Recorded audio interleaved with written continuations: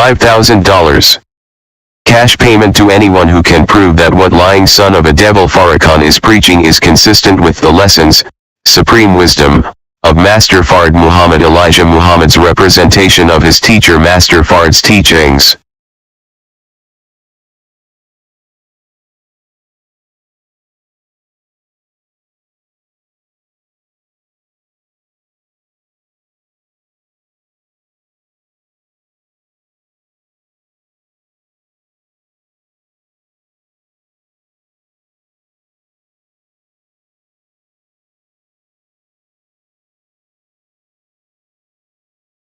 Brothers and sisters, Assalamu alaikum. Rahim, Sulman Rahim here, Mr. Covenant, Breaking Seven Seals. I'm going to move on, brothers and sisters. Talked about 10, 15 minutes, I think, my sound off. I guess no one really was listening. I took about 15 minutes. Somehow they got my system loose. Mute microphone. And I didn't notice it. So now I keep checking. First time that ever happened. Got myself 15 minutes talking. No sound. Guess nobody. They listening, not listening. Once, hey, your sound's off. 10, 15, maybe something like 10. Let's move on. So I'm a deviate a little bit. So all the things I was talking about, like I'm talking about something else, I was going to add to that. Not repeat it. We're talking about money, talking about power. That was my subject, and I was moving to this direction. Power. And see, power. Ability to control things.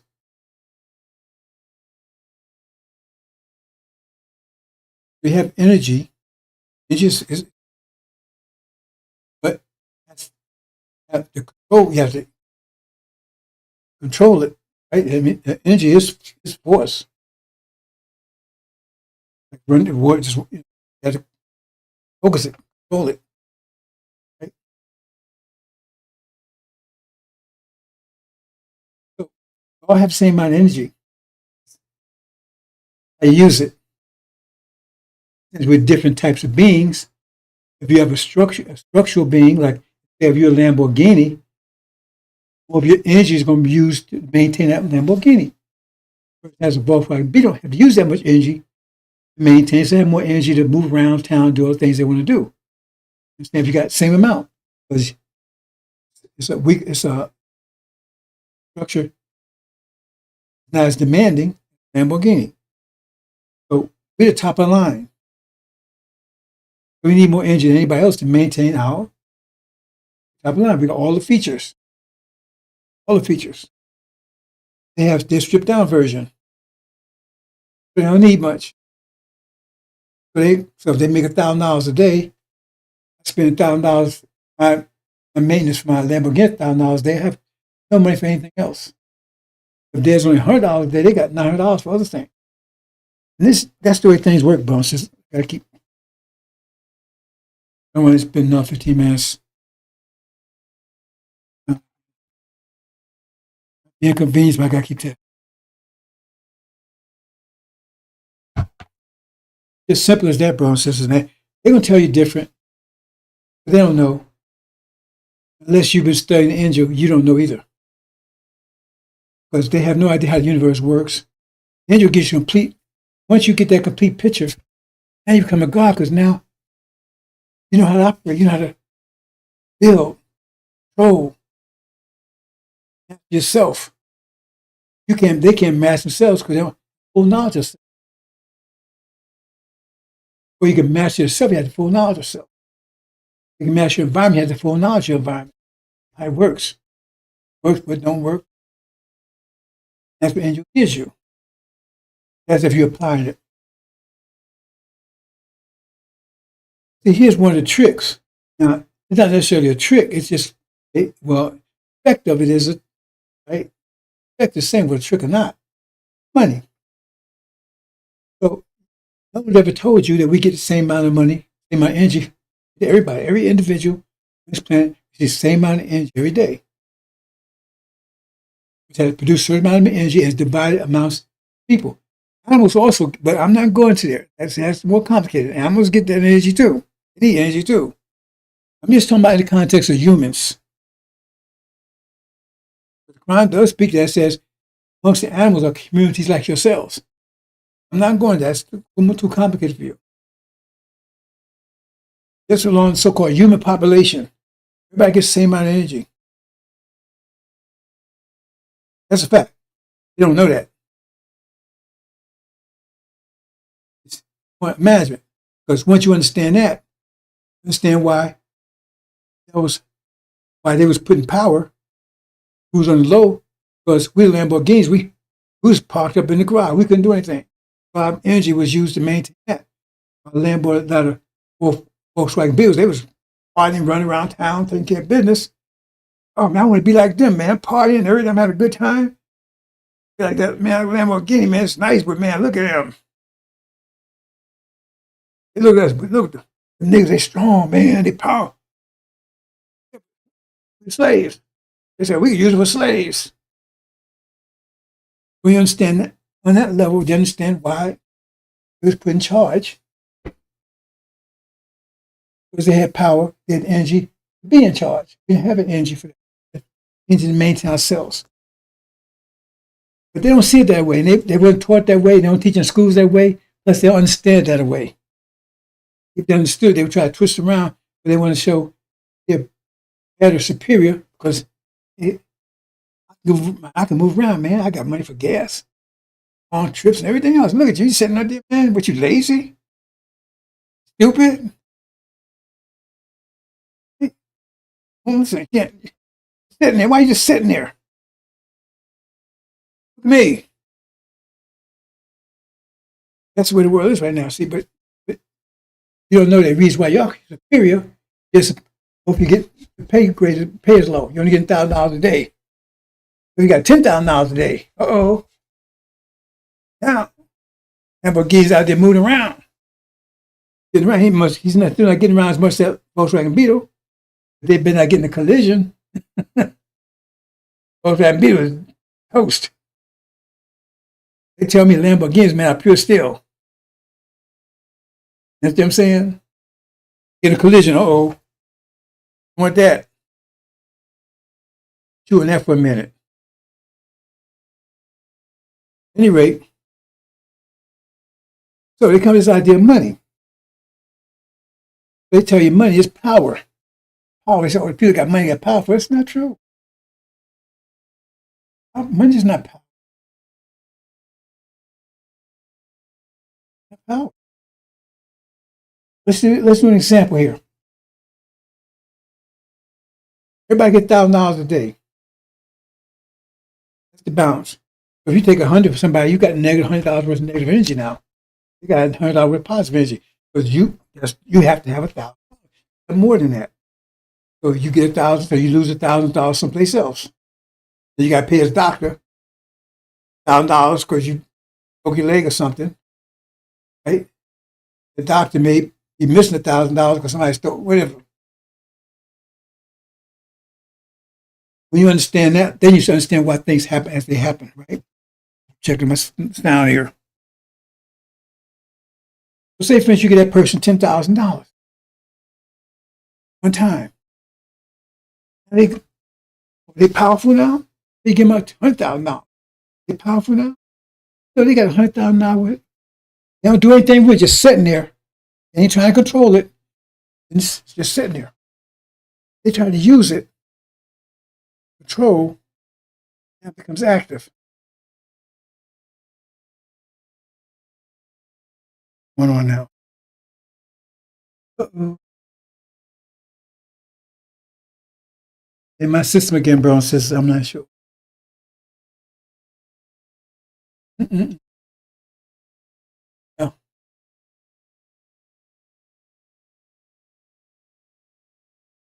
Check.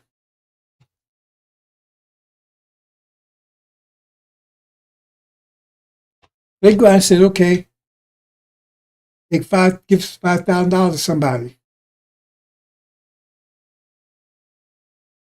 Get them to do something. Give $5,000, you go do this.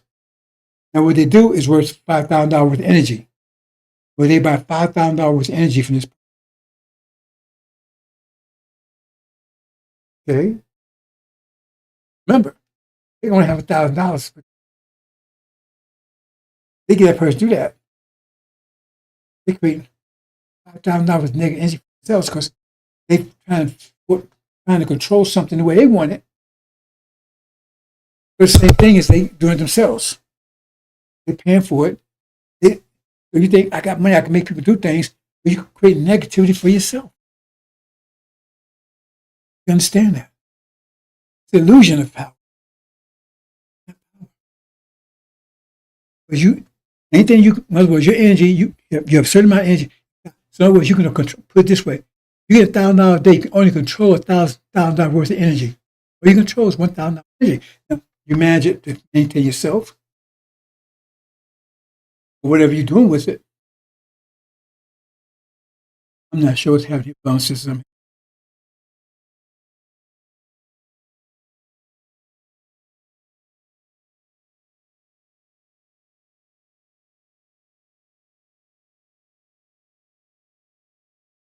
Probably cut the short bounce.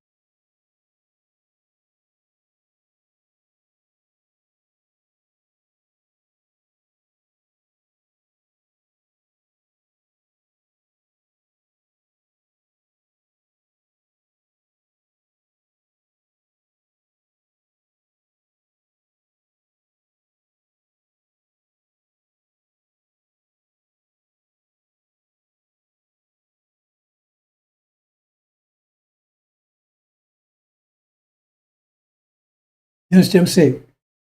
I'm not, you're going to control $1,000 worth of energy.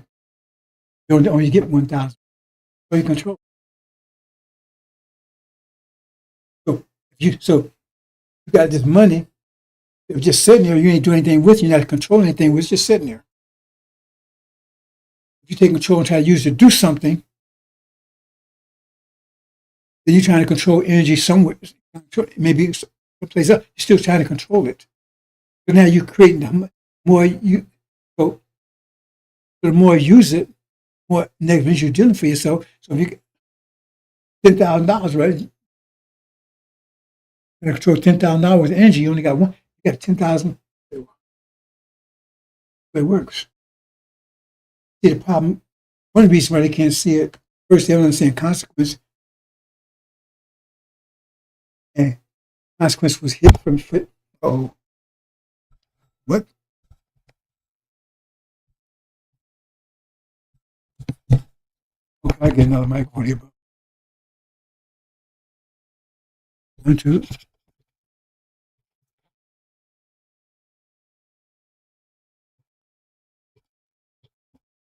You better give me another microphone here.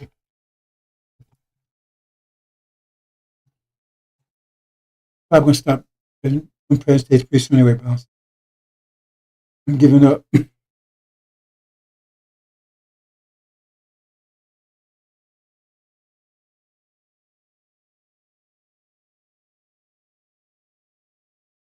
I messed my microphone last week. But make it out my.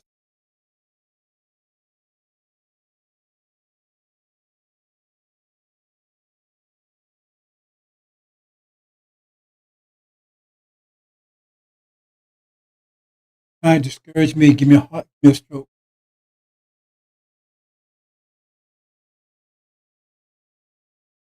Secondary backup here so I could on that went out. See it. Wasn't checking before. I went out and didn't know. Now I want to pay attention to it, and all of a sudden it goes out. Now I can't tell. Even if I'm monitoring, don't tell me somebody's not in there doing it was working, so I wasn't paying. I know a system that gave my sound. Now that's it. Go and understand.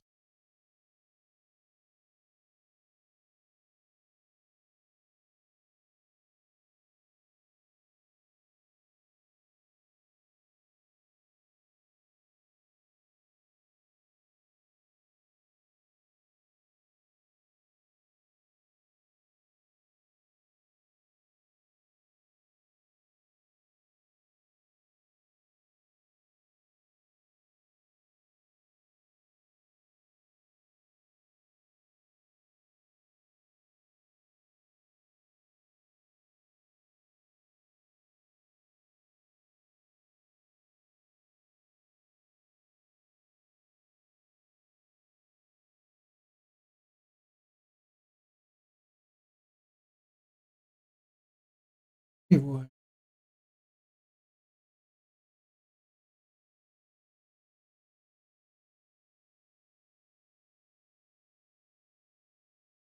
Mm-mm-mm. Now my needs to monitor whether I can work or not. They will.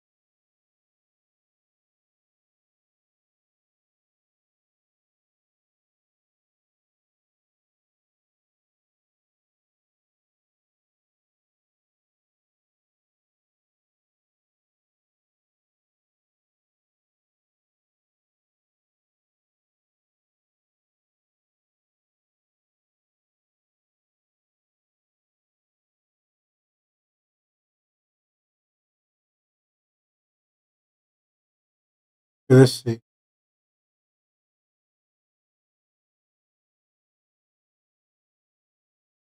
I'm talking about money. It's how much energy you control. If you only get $1,000 worth of energy per day, all you control. If you control more than that, like clients are giving you, means you generate negative energy for you. One of the things that was have problem with understand because consequence was blocked. We're told to submit to them. Means we do not retaliate for what they was doing to us. And that held back 40 years. They thought Christians actually called that the period of grace. They didn't understand what it was about. They said, well, because of Jesus taking our sins, we're in a period of grace. In other words, there was no consequence for the period of grace. Check it out. There was no consequence because after I tooth for a tooth, we wasn't repaying them for what they did to us. We just told us to submit, just take it, not retaliate. But that means it builds up. You just can't build a dam. Right? That means the pressure keeps building up on the dam. Eventually, the dam will break. And we could take 40 years. So now, the dam is cracking now. The bottom line is about money. So say for instance, you say, okay, you build $3,000 worth of negative energy yourself. That could take many forms. It could take immediate form, or it could be helped.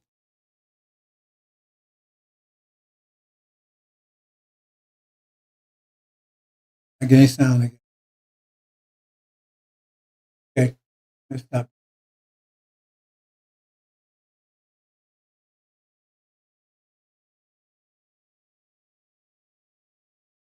What's sound? No.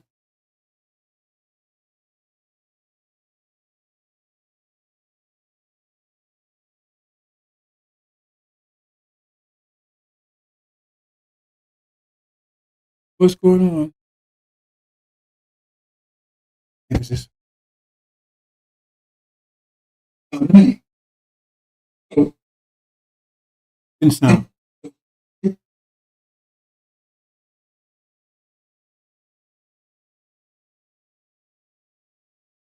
So it could take many forms. The form it took with us was we're supposed to hold it back 20 years and then release it. That's the plagues that release on them if they let us go. That's why it says all Babylon's sins will come one day. That means it was build up. You don't read these things. All his sins, now the day, sins for that day, all the sins will come her, all this, for the whole 500 years, what it was doing to us.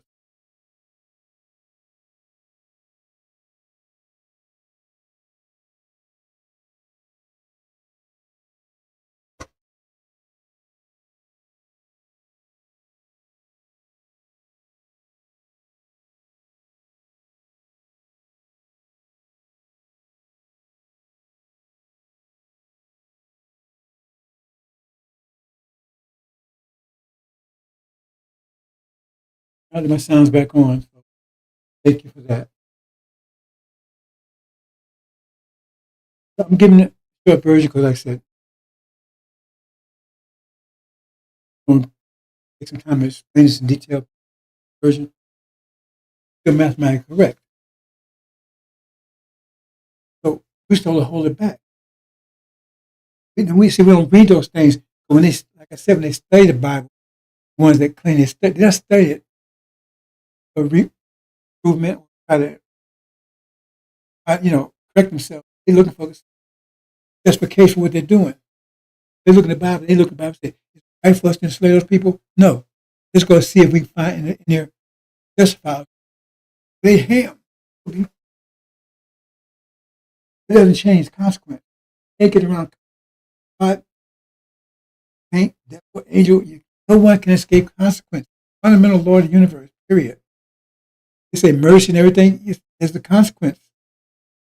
It's just not directly from that person. Punch you in the face, punch you back. Okay, I have mercy on you. They don't stop from going down the street and falling and breaking your toe. Everything has. I'm lying. Anyway, but we was told to hold it back. Admit. Because it tells you, do unto them as done to you. I mean, it took 400 years for them to do it to us. How are we going to do all that to them in one day? You know what I'm saying, unless there's a consequence. It means we was holding it back. You understand the story? All that information is in there if you just pay attention to it. That means it was dammed up. Who was dammed up? Us. But we're the ones going to release it back on them. Who was the dam? It was holding back all the shit they was doing to us for years. And now the dam is released. Now it comes back on them.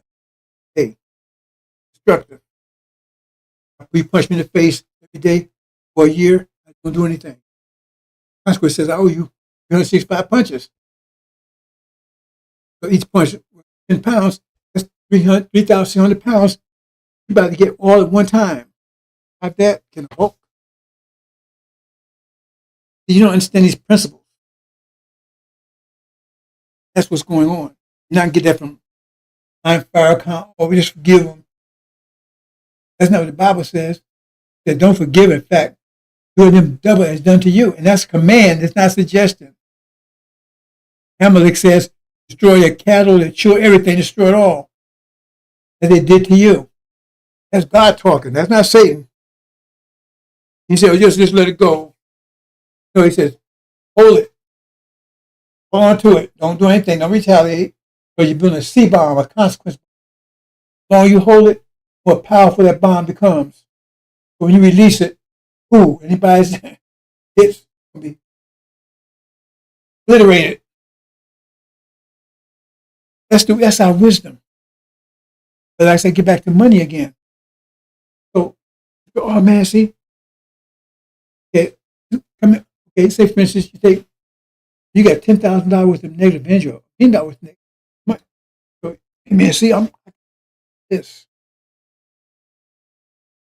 Same time you meet someone. Hey man, they say, man, why don't you come out here? I got some. Come out here, man. You come out here, visit me on the island, man. You come out here, you might like it. Help. I'll give you the island. Out here because you're my partner. Yeah. You do that. You're going to bring your family and visit, bring your family out and everything. After a few years, man, you all settled, man. You got your house out there, you got everything. Boom. Then it'll come and blows the whole damn thing up. That's the way that consequence has you start. Consequence, that's what I'm trying to tell you. From all kinds of forms. They'll come direct, come indirect. Them will come directly from us. But it could come and you start, like, for instance, you're on top of a 100-story building, right? So the consequence means that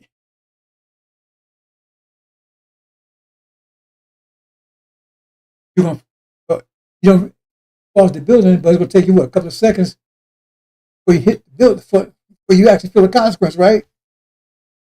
So you start on the path. There's an revelation of the consequence. So the devil's, all the stuff they was doing, they're moving. Everything they're doing is moving them in a direction. But they're consequent. I don't know if I should.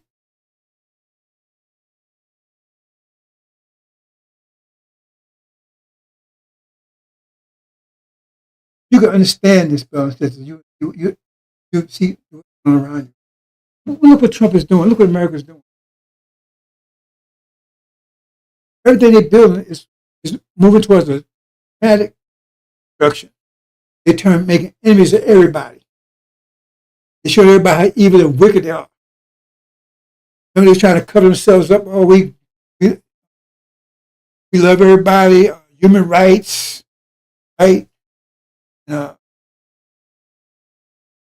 We don't believe in oppressing people, and now all of a sudden, all this coming out, and now they got all the nations against them. You know what I'm saying? Consequences coming in. It's just, it's like, the consequence, you get hit by a truck. Truck's 100 miles away. It's on the way. It's on the way. That makes sense to you. It's on the way. You plan on being right in this spot where the truck's going to hit. So you come together. The time lapse. I'm trying to tell you. So that means you start you're on the path to your destruction. You don't have instantly moving towards it. That's what you see in America right now. He's trying to fight. They want to fight everybody. What happens if everybody starts fighting back? All the nations. And when they do, they don't have any pity. America said, we don't have pity on nobody. We're going to kick anything. We're going to use excessive force if we have to. We're going to have a Department of War. They're telling everybody, we're going to kill. So now they're letting everybody know, if we get a hold of America, that's what we're going to do to them. That's what they're going to do to us. You understand that? Oh. And watch. I don't like this microphone. I touch it. Sensitive. Yes, I'm still.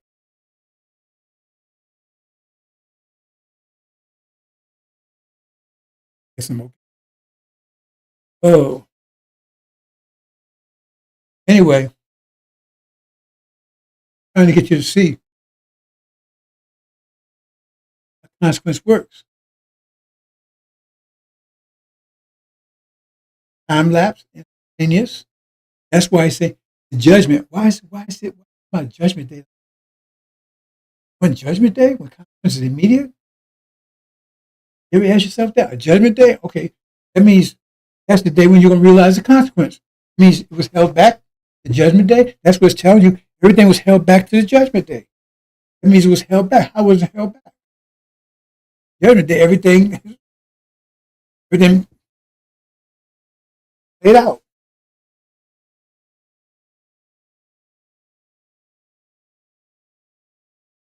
That gets into, like I said, consequence. We control quality of consequence. We don't control quality of it. So if you punch me in the face, I don't punch you back. I'm controlling the quality of it. I'm saying, I'm not going to give it back that way. I'm going to let you get some other kind of way.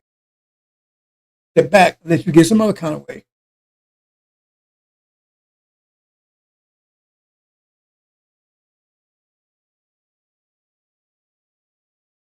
That's why we have to understand these things, brothers and sisters, because you need to understand how consequences work. Because if you don't understand how consequences, you don't understand anything about angel, life, anything. You understand the nature. It says there's no fear of God before their eyes. That means they have no fear of consequence. That's what makes them so dangerous. More dangerous than it would have been. He said, how do you make them dangerous? So if they had fear of consequence, they would not have done that. They had fear of consequence. Remember what Jefferson said? His heart trembles when he thinks that God not sleep or whatever. They had fear of consequence. They wouldn't have done what they did. They wouldn't have done it. They said, damn, we're going to pay for this? We didn't want them to have fear of consequence. We want them to do what they did. How we want? Because how can you make a diamond unless you put on intense pressure? You say, well, let's make man our likeness, our image, male and female. Well, what would this take to do that? What does it take to do that?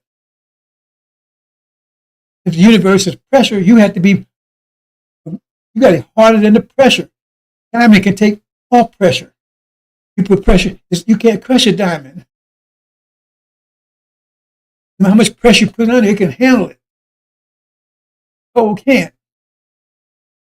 But how you make a diamond, because you have to put on intense pressure where so much pressure that pressure doesn't bother anymore. So you throw pressure, it don't mean anything to it. That's happened to us. It puts on intense pressure more than any nation ever. But they had to be extreme adversaries do that. They had fear of consequence, they wouldn't have done it. That means you would have been transformed. See, that's a whole way of looking at things. But it explains the situation.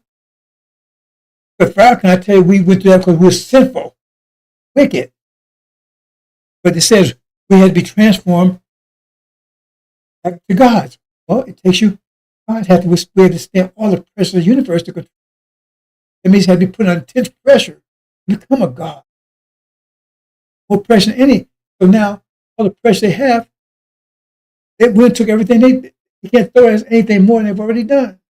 On everything else, and we survived. No nation could survive what we did. All the nation they plotted to, they crumbled. Some of us crumbled. I'm trying to understand this principle here. Understand the principle. So that's why so-called New Testament. But don't forget about the law. Forget about consequence. We wanted that. It put us. That's why it said Dr. Boz did that. He had us to handle intense pressure. You don't see it that way. You weren't told that way because you told us a mystery thing. But we were sinful and we were punished.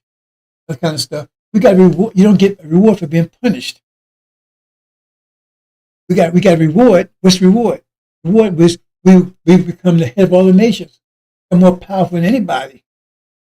Because we're stronger than anybody. We took more than anybody can take. We're the most powerful nation in the world. We still have unity right now. Read Mark. Nobody can control us. He said, nobody can control us anymore. They was control us mentally, they control us physically. He said the demons was doing it. Because we was beating ourselves. They couldn't do it. They was doing it to ourselves.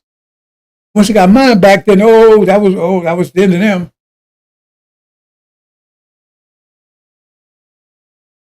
Their objective is, and that's what I wanted to talk about, but I had technical problems, so I'm going to get to that. I'll be tomorrow. Let me think about it.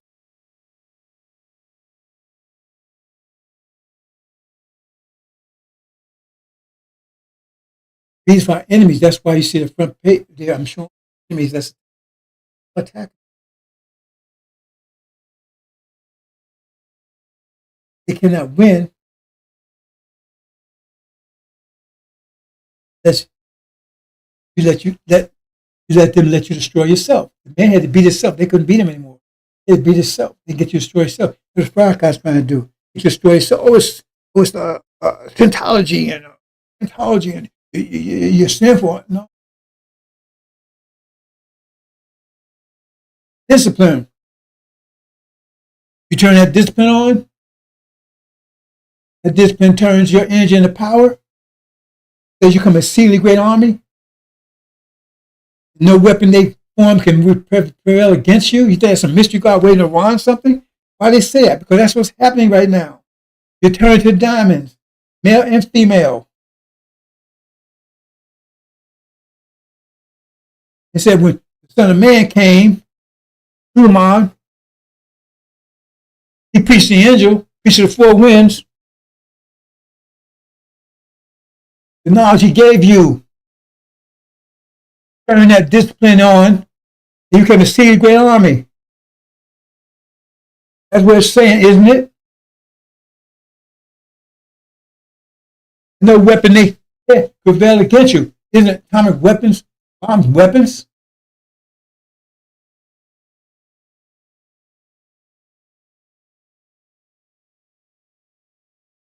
Understand, brothers and sisters? That's my job to get you, because they've turned you around. They got you beating yourself. You're your own worst enemy right now. You're beating yourself. But yeah, I'm not going to get to what I was going to get to. I'm going to talk about this in a few more minutes. Okay, for instance, you have $1,000 a day, right? Now, there's a nice house over there you like. Now you got $1,500 a day. So you need $1,000 for yourself. You got a car note, $500. House costs $500. Rent. You like that car. You're clinging to the earth. But you like that house. I get one another. Let one go to get the other. You don't let that car go. Well, then you're going to get. Why you gotta let that car? But you got the car, you got that in your hand. I got that, man. I ain't gonna take a chance in the house. Maybe something might be wrong with whatever. I like it, man, but I got that car. I got to hold that car. Who's got you clean earth? The Farrakhan got you clean earth. He telling you, oh, we ain't going anywhere. Well, if I believe we're not going anywhere, I wouldn't try to make the best of what's happening here. I try to hold on to what's happening because what you work for, you're gonna hold on to. I worked hard for this, and you're gonna hold on to it. Like Muhammad said, we get the hell out of here. You say, well, we got to do the best we can over here. But we building a ship to get the hell out of here. Build a ship too.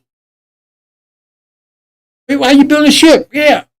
But when flood comes, that ship gonna get my ass out of here. But you got to build your transportation here to get the hell out of here, don't you? But you're gonna build a boat over there. How you gonna get there to get the boat? You got to build your transportation here, don't you?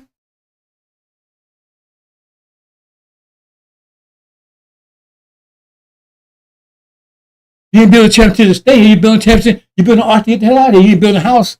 I'm gonna build me a house, man. Remember that's what his son said. I'm gonna go to a high mountain. Okay, boom. His last word.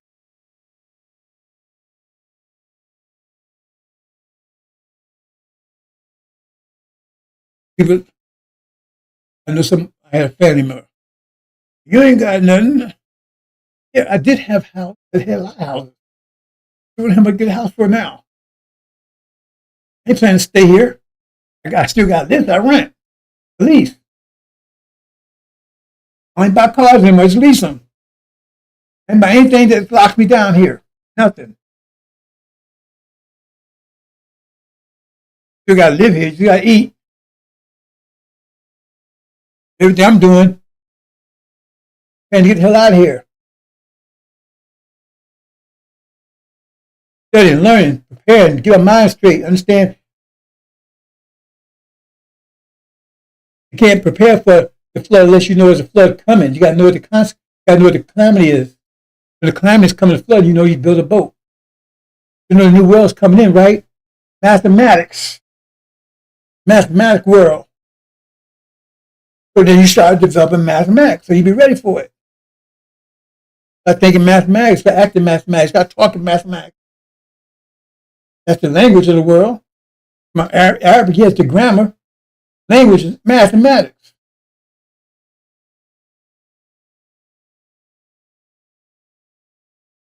You don't get that, so therefore they're going to take the time, like a deer in headlight, and they get their ass run over.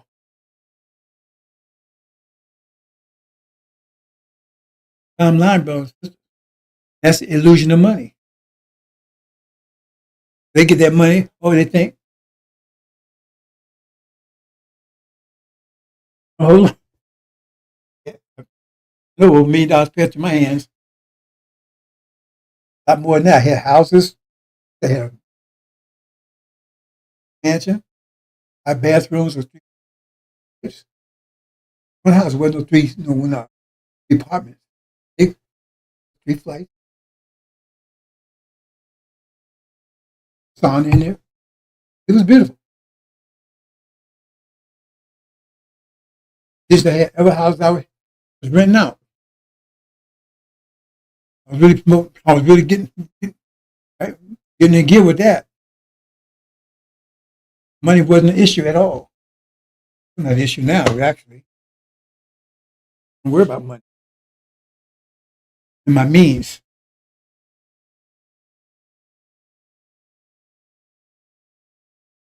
Between that, it was a choice at that time between that and the Angel. The Angel, all that went away. That was things that hurt. That was holding it. Gonna have that. Gonna have that being. Oh, I'm gonna have this man. I'll be home in Arabia, man. He's renting out over there in America, man. Over there, it works like that. You can't see it. If one let go of the other, you ain't getting the other one. That means because can't let go of this, you still clean as the earth.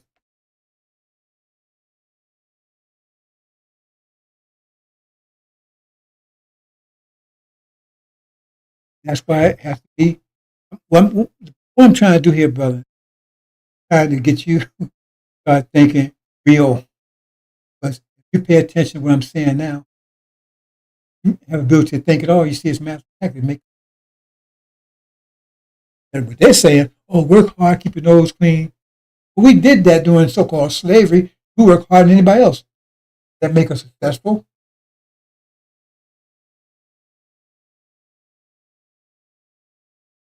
See, again, that Lamborghini doesn't have a structure. The Volkswagen Beetle doesn't have a structure.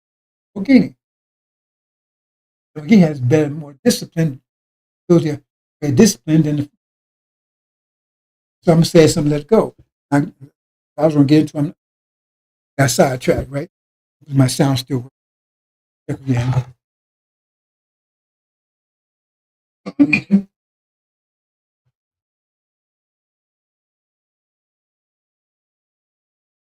We're not just telling you how, but telling you when. 1860s when the first units first acting, we got first wave. Momentous in the heavens and earth, it coming over a sudden. At the first, so we start energized. Energize the devils too. They have less discipline than us. We're naturally more disciplined than they. The man is naturally stronger than the woman, but he still has to develop it. It ain't gonna just going. So we naturally. So you got the natural component, and then you got the developed component. Natural component and the developed component. So naturally we're strong. So we got the first one. We got to start getting a little bit of power. Therefore, we broke the chains. They didn't free us. We freed ourselves. They didn't do it. As they tell you, no, we did ourselves. Because the Civil War wasn't about freeing you. It was about economics. That's the bottom line. Anybody, if you all just check, they didn't do it to free you. They competed. They didn't need you in the fields anymore. They didn't want to compete with you in the factories. Lincoln, he was pushed to the emancipation proclamation because he was losing the war. And he's told, if you get them niggas, tell them niggas that if they help fight, you free them. That's how he was able to gain victory over the so-called Confederates. So, and they get more energy. They can't control it. The energy, that's what makes you a God. Because you have to control the energy you get, otherwise it controls you. You understand a basic principle. Energy is there, of course. You got to give it quality. It's like, you can have all the ingredients in the house for a cake. You got to put it together to get the cake. They ain't going to get together by themselves. So you give it the quality. Understand? So that was the quality you gave it. Yeah, those chains. How? Because that's what you want. You want to be free. But you want it. Well, they want it.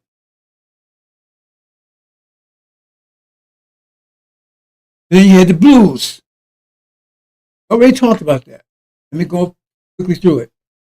Because how much power we have. Because we control the atmosphere, because the atmosphere represents our emotions. What's the atmosphere? What motivates the atmosphere? Sound. So now you give a sound quality. Blues. What quality dominates the world? Our music. Our emotions. We had the blues back then. You don't have to take my word for it. Go check the chronology of it. And past 50 years later, right? Another energy burst. Back then it was niggas. But then now you're Negroes now. Other people. You get jazzy. Because now, right, you start getting Afrocentric, talking about Marcus Garvey, Martin Luther King, not Martin Luther King, Marcus Garvey, and Drew Ali, and that's how many shows up. I'm saying, because you got burst energy. They didn't do that to you, you did it. Every time they try to resist it, there's a thing called a red rise, I can't remember. They don't tell you about it. It was the riots of the 20s. The war was the war is 55 earlier. What does it mean? They need their control over you. Because now you get more power than them. And they have more energy, they have a hard time controlling it. But you got energy, but if you have no discipline, you can't control it. You got discipline to control the energy. If your discipline level quotient is low, you're going to have a hard time controlling that energy. And more energy you get, the hardest control. Like you have a child. Let's say you got a person. You put him around there, you put him in charge, you got him in a zoo someplace. You got 100 baby cub lions. Hold them. Having those lions start getting bigger and bigger and bigger. And hard time control. You better get the hell out of here. You're going to be lying shit in a minute. So as you right now, have hard control this. We want more. That's what actually happened. They lose control of us. Not they give us anything. Because you know how you know? Because they resisted it. They resisted the 20s. They resisted the 60s. That means they lose control because they were resisting. Because they don't have discipline to maintain their power. And we start gaining power. We have more discipline. Now we have more energy, more power. Discipline times energy equals power. What happened in the 70s? Same thing again. They had the riots and the resistance, and you wanted more. You got more powerful. They resisted. So-called Democrats discipline openly. They switched right now. They're trying to make it good. Remember, the so-called federal was all Democrats. There's Democrats and Republicans got two different ways. Republicans lay back in the cut. Use this after you. Democrats openly. Now they're slipping around. They're still both of you against you. Understand? Every 50, through the chronology, every 50 years. Why is that? And the new music. Then you got rock now. First you was niggers, then you was color folks. Nigga, now all of a sudden, I'm black and I'm proud. African American. I ain't got that shit in my head no more. I got a froze. I like my hair. Remember 20 years, I process. The world we're in right now.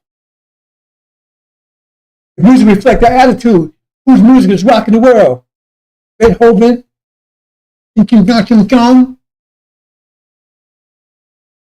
Or is it, say it loud, I'm black and I'm proud? Which one is it? Which one's rocking the world? The whole world. Tell you something? That's atmosphere. That's power. You control the atmosphere. It's not something, just they black out. No. Your emotions is controlling the atmosphere. That's what music is. Reflects our emotions. So now we're at a 50-year mark again. What the hell is about to happen now? New music, new attitude. And we ain't gonna satisfy just we want to be independent. Now we need to fuck out of here. We want our own country, own people, own laws. We're gonna protect our women. Have that 911 shit. That's what's about to happen. Go to the chronology, brothers and sisters. Ask Farrakhan. I don't ask him. He babbling. Where's Mr. Ben X? Where's Mr. Philemon? They call us a soul. Solomon. Where's Mr. Silence? Preparation guy. They're the ones gonna get you killed. They have no idea what's going on.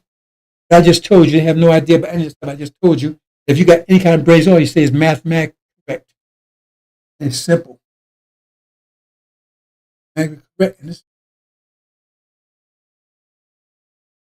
Right now, we're at 50 years, 1860, approximately every 50 years. Not exactly, it's approximately every 50 years. 1860s, 1920s, 1960s, 2020s. Something's got to happen. The resistance became strong each time, right? Resistance was very strong, right? Yeah. Oh, at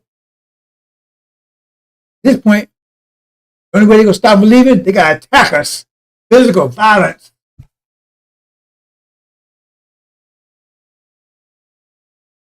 That'd be a mistake because we overcame every time. We got another little wrinkle in them. Didn't we have a partner in this process? Who was that partner? We had a disagreement, right? See, in the 1860s, right? Let's get the hell out of the way from Massa. Some went to Canada, some ran to the cities. Anyway, get away. Some said, I want to stay here with Massa. I'm going to stay on the farm. I want to start crapping. Who was they? They're the sons and daughters of the one.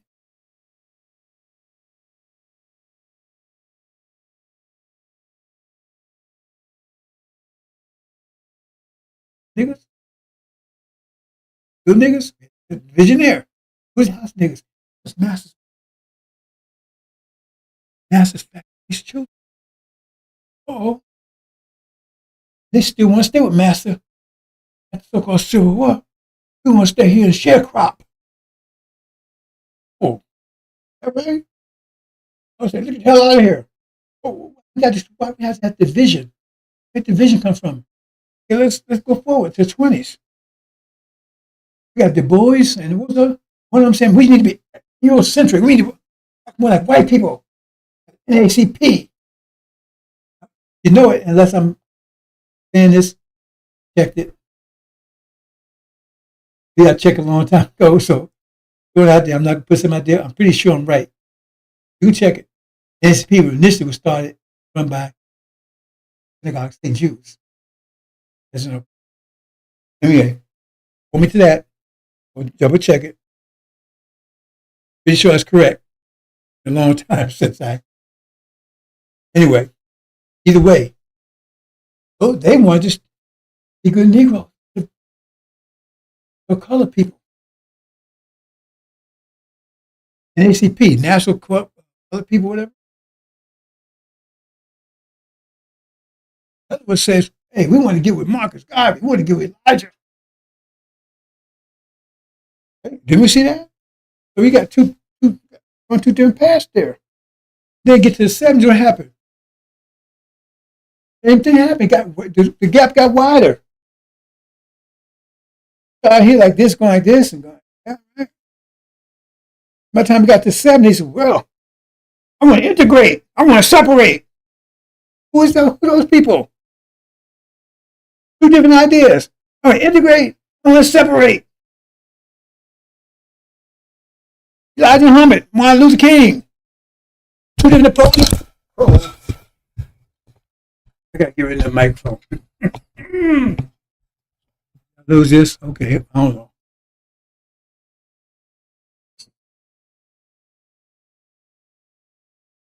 Disagreement, right?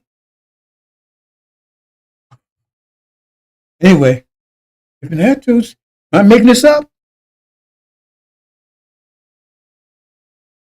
Now, we had the next 50-year mark.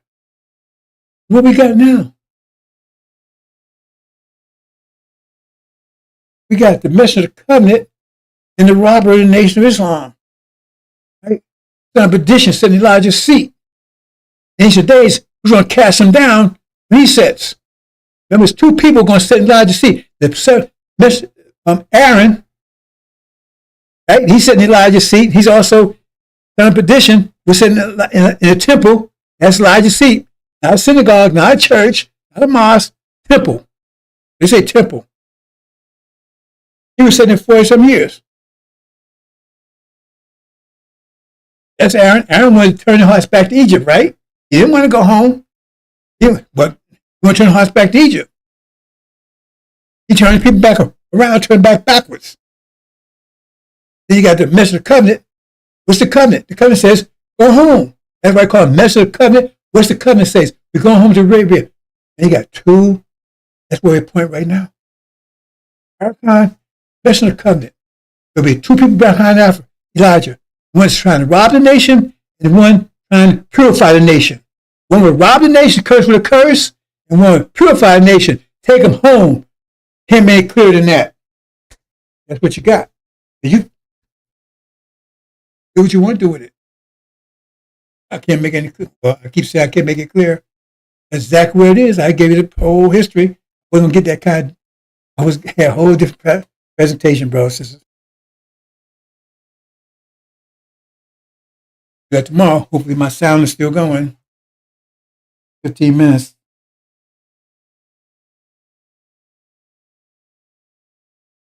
You see that? We got two past there. Can't get to the 7.5. Okay, it's still working.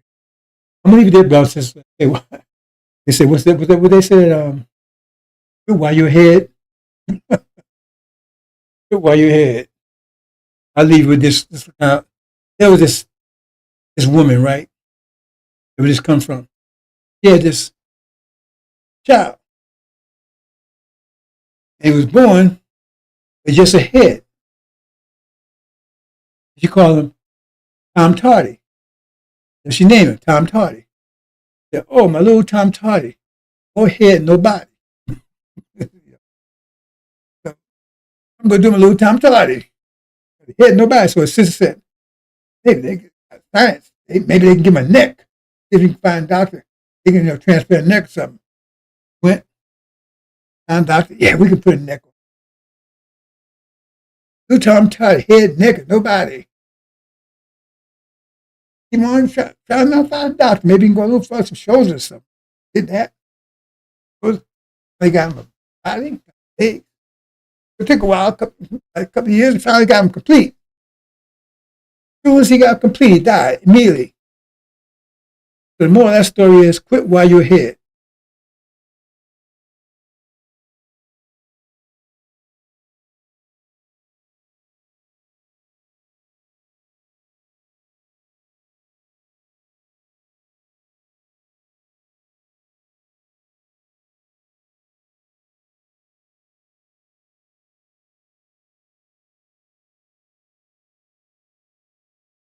Believe in the other?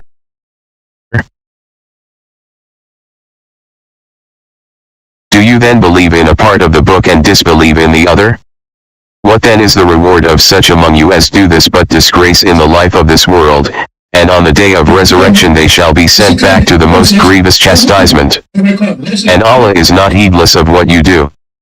86 These are they who buy the life of this world for the hereafter, so their chastisement shall not be lightened, nor shall they be helped.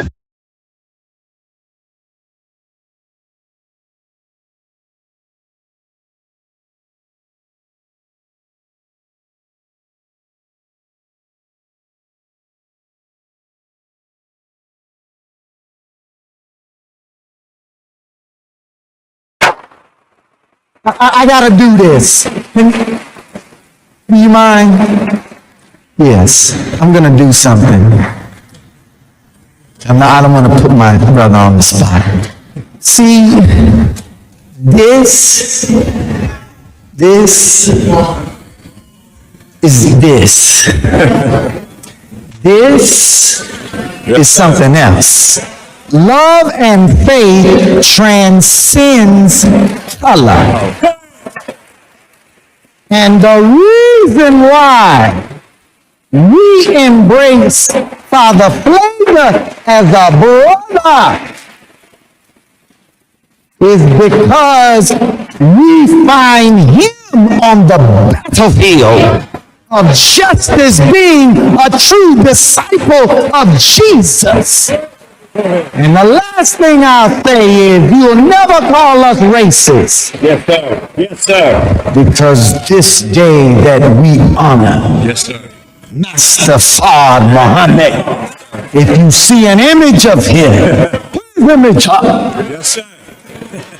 That's the man whose father was a black man and his mother a Caucasian.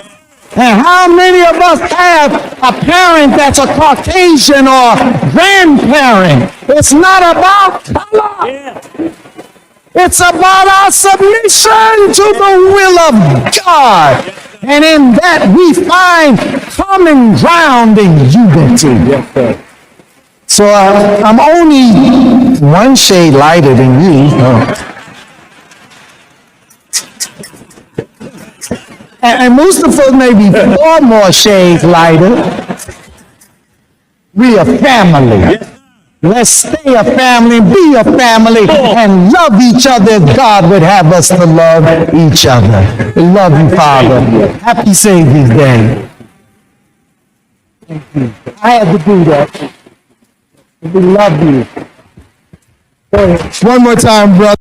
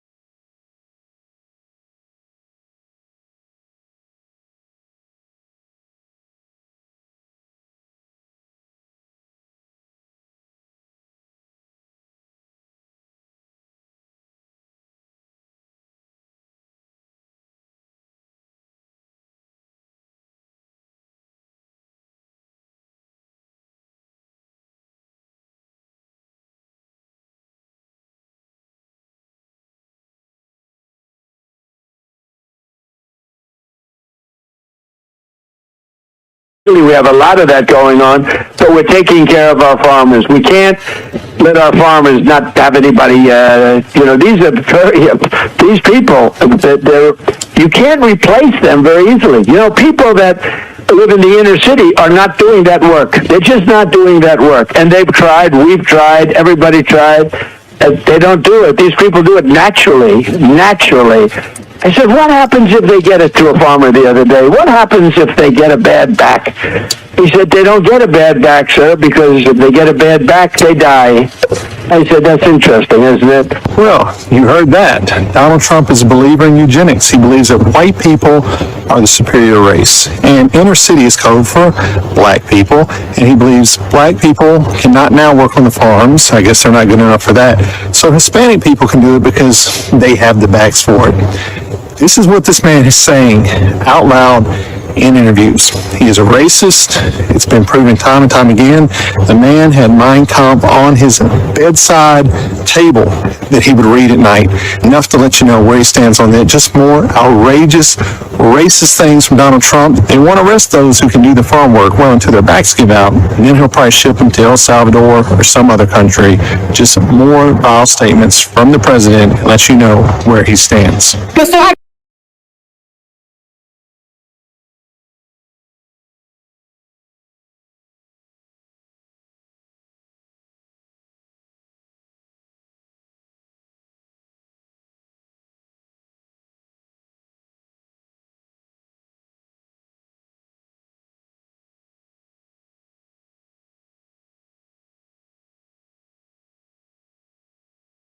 When they were arresting people for praying outside of abortion clinics. I mean, I do think the UK, and I say this as, you know, someone who is half English, I think it's like reached, or it is quickly reaching a point where democratic reforms are going to be pretty tough because of the demographic change. And that, of course, the point of importing all these people is to overwhelm the people who live there who disapprove of the program. So you don't have to care what they think because you just bring in new people, and their will becomes like all that matters. And so I don't think you're going to fix these things through elections at some point, probably pretty soon.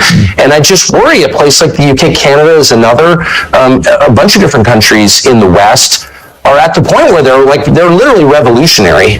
They are poised for revolution. And as someone who really doesn't support revolution and hates violence and hates civil war above all, I'm worried about that. I mean, I don't see how this is fixed. Starmer, who's, you know, he's just an instrument of larger forces, but he's a poisonous character, obviously, who's really hurt your country. He's in there for 4 more years. And so you wonder, like, people are going to start to get really radical in a scary way. Like, I think this is going to happen. And the people in charge don't seem to care. Well, you're already seeing it. You are seeing the anger beginning to manifest itself. And I completely understand the anger. I don't, like you, I abhor any form of violence. But I do understand the anger when you have, you know, Keir Starmer campaign. I'm going to smash the gangs that allow these little boats to come over the channel, delivering tens of thousands of people illegally into the country. And they then get put into these so-called asylum hotels where they're given a pretty good lifestyle. Certainly a far better lifestyle than many people really struggling at the moment in the UK. And of course, far from smashing the gangs, it turned out yesterday that he's smashing new records for the number of people coming in illegally on the boats. It's out of control. And the British public are reaching a point of saying, we are done with people coming in illegally and being treated better in a more comfortable and more luxurious manner than we treat our own people. Well, the whole point is to humiliate and degrade the indigenous population of the British Isles, the white population. I mean, that's the whole point. And are they really going to do something about it? What would that be exactly? Are reaching a point of saying, we are done with people coming in illegally and being treated better in a more comfortable and more luxurious manner than we treat our own people. Well, the whole point is to humiliate and degrade the indigenous population of the British Isles, the white population. I mean, that's the whole point. And are they really going to do something about it? What would that be exactly? You'd really have to force a lot of people to go back to their countries of origin, millions of people, and you need to do it really soon. And are they actually willing to do that? I don't know, but these are existential questions that we have been browbeat into ignoring for decades. But the question is, like, is Ireland Ireland? If it's majority non-Irish, oh, shut up, they're Irish. No, they're actually not Irish. Same with the UK, same with England, Scotland, Wales. Like, it's all changing so fast. Nothing like this has ever happened in all of history, except when, say, the Mongols swept across the steppe and raped everybody. Like, that was true demographic change on this scale. But even that wasn't as profound as what we're seeing in every white country around the world. I would say the West, but Australia and New Zealand also. So, like, what is that? Now, my brain is not big enough to understand what that is. I have a lot of theories about it, but I don't know if they're true. All I know is what the numbers are, and that's real, and no one feels that he can say it. Everyone's like, oh, well, if that were happening in China or India or Malaysia or Senegal, it doesn't matter. You'd be like, what the hell is that? Like, the population's totally different. Look at graduation. Pick, I don't know, King's College Law School, and look at the graduation picture for the last 30 years. Who's in it? Just, like, let your eyes tell you the truth for once. Like, this is a total change in population. Is it better? Is it worse? Can't have that conversation. Who's pushing this? Does the population want it? The population clearly doesn't want it. There's no polling that's meaningful on the subject. I mean, there's no referendum on it. You don't get to decide. You've got no voice in it, other than you get to go to jail if you complain loudly enough about it. What is this? I think it's the biggest and darkest thing that has happened in the last 1,000 years, for sure. And I think it's leading somewhere really, really bad. It's not happening by accident, that's obvious, because it's only happening in white countries. I mean, I think that... Oh, shut up, white supremacist. In fact, I'm not a white supremacist. Well, I'm just noticing what the hell's going on. I think most people I've spoken to about this in the UK, most people have always viewed the UK to be a very tolerant, multicultural, cosmopolitan place to live. That's why so many people want to come here. And people have no problem with that. And it's been very successful for a long period of time. But it's multicultural? What does that mean? We have a lot of different people from different countries, different cultures, and it's always worked historically. So is Sharia law, in a multicultural country, is Sharia law...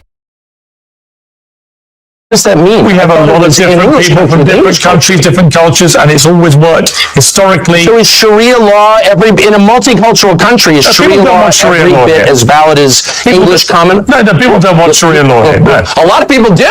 Wait, hold on. I don't know what you mean. Multiculturalism itself is the lie designed to subvert a society. No, a society has a culture. You can argue about what it is or ought to be. It's not necessarily the same as race. It's connected to race, but it's not the same. People from different races can buy into your culture. That was kind of the beauty of the West. But a multicultural society is not sustainable. There's never been your society is one about culture will dominate. Hang on, surely the United States of America, given the very way it was created, is the epitome of a multicultural society. And my point I was going to make to you was... It's absolutely not. No. It's a multiracial society. Yeah. Though it was not actually a multiracial society up until pretty recent. It's just like 90% white for most of its existence, but whatever. But you did have different peoples, you had different religions. That was all totally fine, but there was one culture, it's American culture. There's no such thing as a multicultural society. It's not sustainable. One culture will overwhelm the other. Again, it's not the same as race. It's not identical to race. It's connected, but it's not the same. But multiculturalism is by definition insane. No, it's never happened. It never will happen. One culture will predominate. It will impose its values on everybody else. I mean, the gay thing, which was not a thing 40 years ago, gay was a slur, all of a sudden becomes multicultural there. There's one culture, and it's required. And that's true in every society, because a culture is a commonly agreed upon set of values, which in their firmest form are called laws. But those values can evolve. It's true everywhere. But those values can evolve. They evolve, but there's only one set of them. You're multicultural. There's one set. You don't have one guy in every society. Sorry. Your country's values were established by the United States Constitution, and that's had, 26, 27 amendments? Right, so your own values, as determined by the Founding Fathers, they have evolved and been changed to accommodate changing times. This is There's no doubt. Look, I'm not even arguing against change. That's natural. It's natural that people's views evolve. So the culture changes. If you're rejecting the laws of nature, then you're doomed. But let me just say, no, of course, societies change. I get it.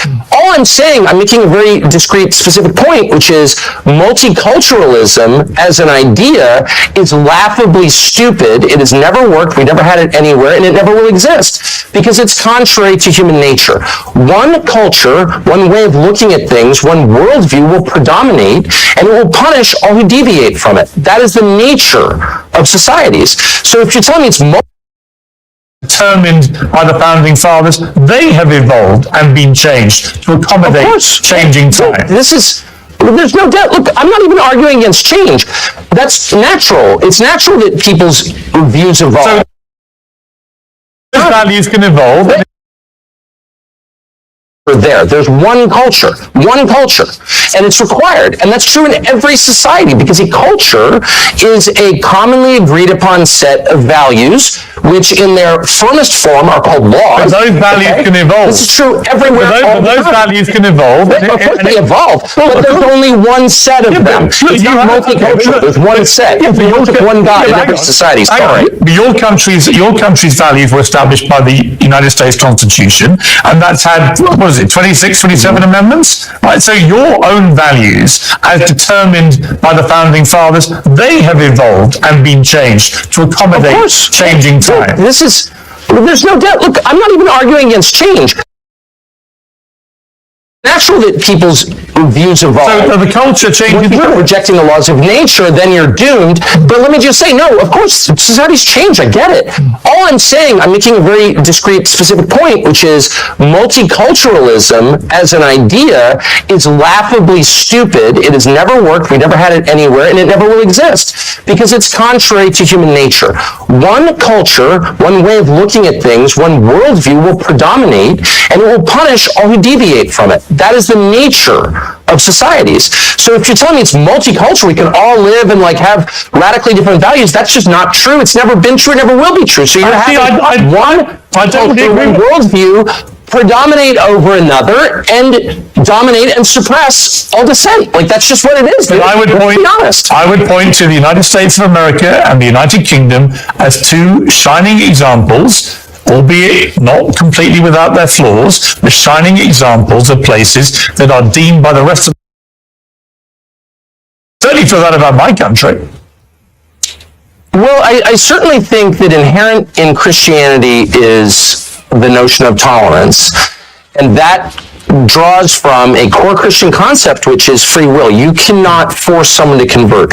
There's never been conversion by the sword in Christianity. People decide to believe in it. And so that is central to the religion, therefore it's been central to the society.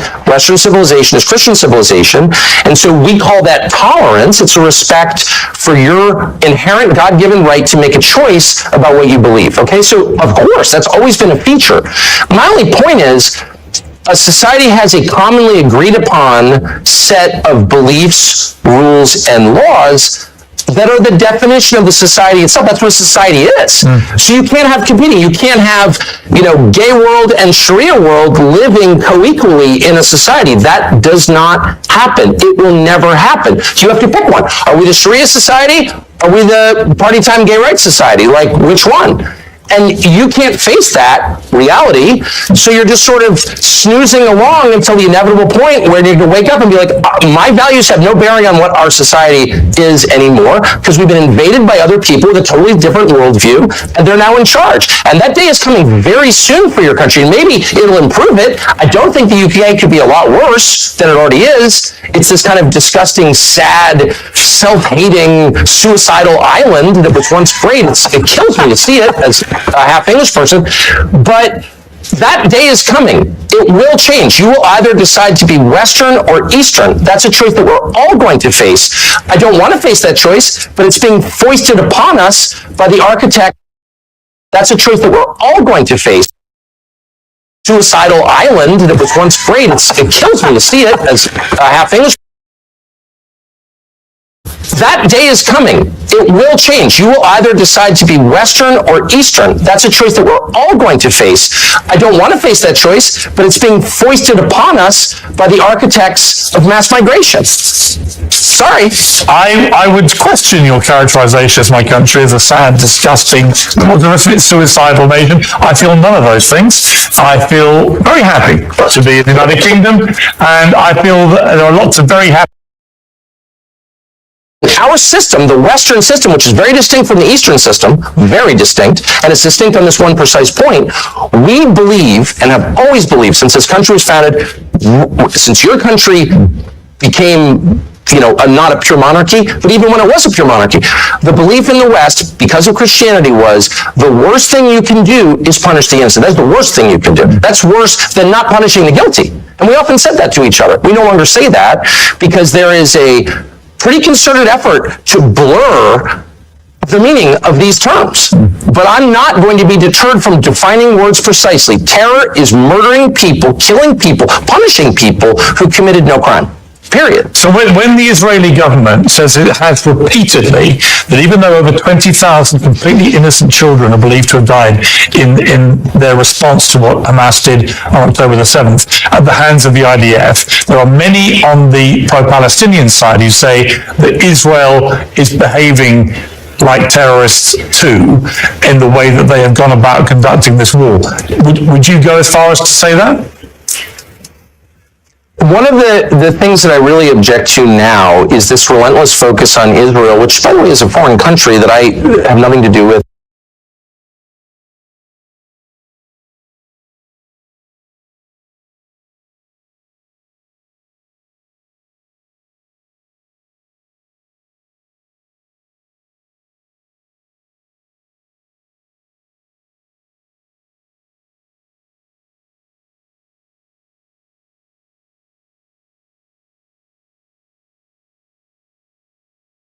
We've done this before. Now, maybe today things are different, and we will end up living in a nation that is sharply divided and may ultimately produce something else. But I'm an American. I love my country. I want to see it stay together. I'm interested in social cohesion, which means that I think our laws, customs, and culture have to be dominant. We can accept some diversity on the edges, but not fundamental division. I think we're in a state of fundamental division. So when I bring up Sharia law, I've sat in many discussions with many people that said, well, I don't care what people look like, but I do care about Sharia law, and I don't want that practiced anywhere near my family or in my country. And that's something you should be aware of. So the notion that someone can come here and say, well, that's part of my religion and we're going to abide by Sharia law, they're going to find serious resistance and opposition in the country. That's It's because it matters. It's this thing we call societal cohesion. Nations do not exist on their own. They have a core population. Our core population from the very beginning was always at least 80% European and Christian and about 15 to 20% African. But when you start bringing in huge numbers, millions, who are fundamentally different from the core population, you are going to get violence, anger, and conflict. How many times have you heard people say, if you bring people in from the developing world, what do you get? The developing world. And now we've got that. You can't bring in hundreds of thousands of people from Somalia, plant them, of all places, in Minnesota, and then be shocked that, no, they're not Americans. They're not really interested in being Americans. They're foreigners living on American soil. Nobody wants to say that publicly. If you do, oh, well, you're a racist. Well, you know, the world is full of racists. The real war that's going to decide our fate is not going to be fought anywhere overseas. It's going to be fought right here inside the United States. Are we going to survive as a republic, as an English-speaking republic that rests on the foundations of Western civilization? Or are we going to become something else? One point that is The Constitution was completed in 1789. I think we had 5 million people living in the 13 British colonies. We were 90% white, that is excluding the Africans who were in the country who had been brought here as slaves. But we were 90% white. We were 90% Protestant. And this may be hard for you to believe, but the people that wrote that were trying to protect all of the Protestant sects from a state church on the model of the Church of England and the Roman Catholic Church. That's one of the reasons it was almost 100 years or more after that before people began to finally accept Catholicism as a religion, because it was viewed as political power. My point to you is the Constitution is outdated. The way we are governed is outdated. It has to be re-examined. Nobody in 1789 imagined that anybody would come to the United States except another lunatic, religious fanatical Protestant who hated the Church of England. That's what people feared. That's what they thought of. The Constitution that we have does many good things, but I would argue that the Bill of Rights is ultimately more important. The Bill of Rights is vital and essential, and that needs to be defended. But the Constitution and the way we govern and the things that we're doing, it's out of date. It doesn't fit our needs. And that's back to my comment on something given has no value. You have to earn it. And we haven't made anybody earn their place in this country. I'm talking about people like me that have been here forever. My first ancestor stepped off the boat in 1681. So we've got to get back to some notion of national service, because national service promotes national integration. It addresses some of these problems that you're discussing. Now, I know that you may not want to conform and may not want to be as I am, but I'm an American and nobody questions that. Nobody ever will. If you don't want to stand out and be questioned, then I suggest that you change your appearance, because I don't think it's life or death for you to wear what you wear. I think this conversation.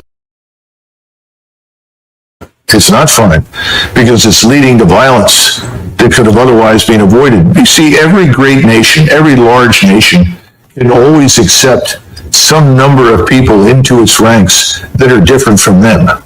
It's always been the case. But if you suddenly import millions, which is what's happened here and happened in Europe, then you threaten the core gene pool.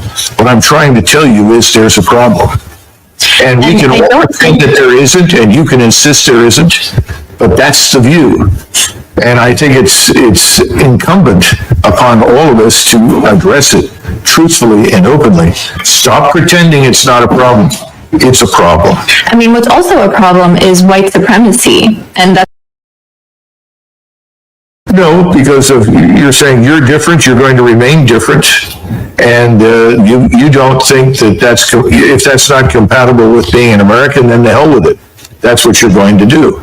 Well, then what do you make then of, white American people who convert, let's say, to Islam and choose to cover? Are they not American anymore? Listen, if they want to do that, that's obviously their business. I don't know how many are out there that do that.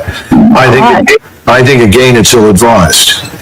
I think you have to hold the society together. There has to be an agreement on certain things, customs, culture, way of life.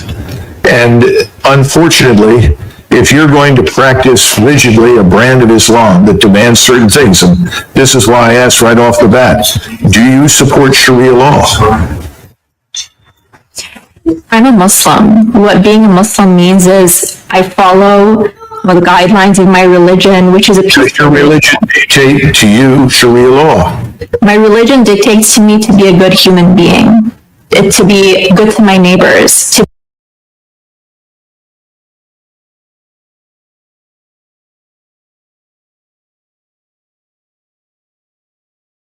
that the most powerful force in today's Republican Party is represented by what Charlie Kirk said. It is this drive to make America a white Christian nation. I got to tell you, this is what they say privately. This is not what they say publicly. This is what Charlie Kirk said publicly. And Joe, again, one of the reasons I wanted to have you on, because you know these people very, very well.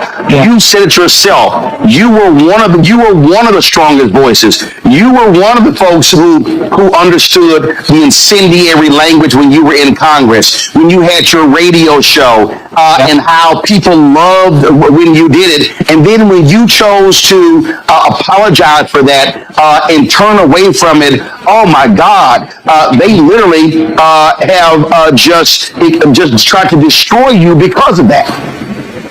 Yeah, again, you know the deal, Roland, right? I came out publicly against Trump 7 years.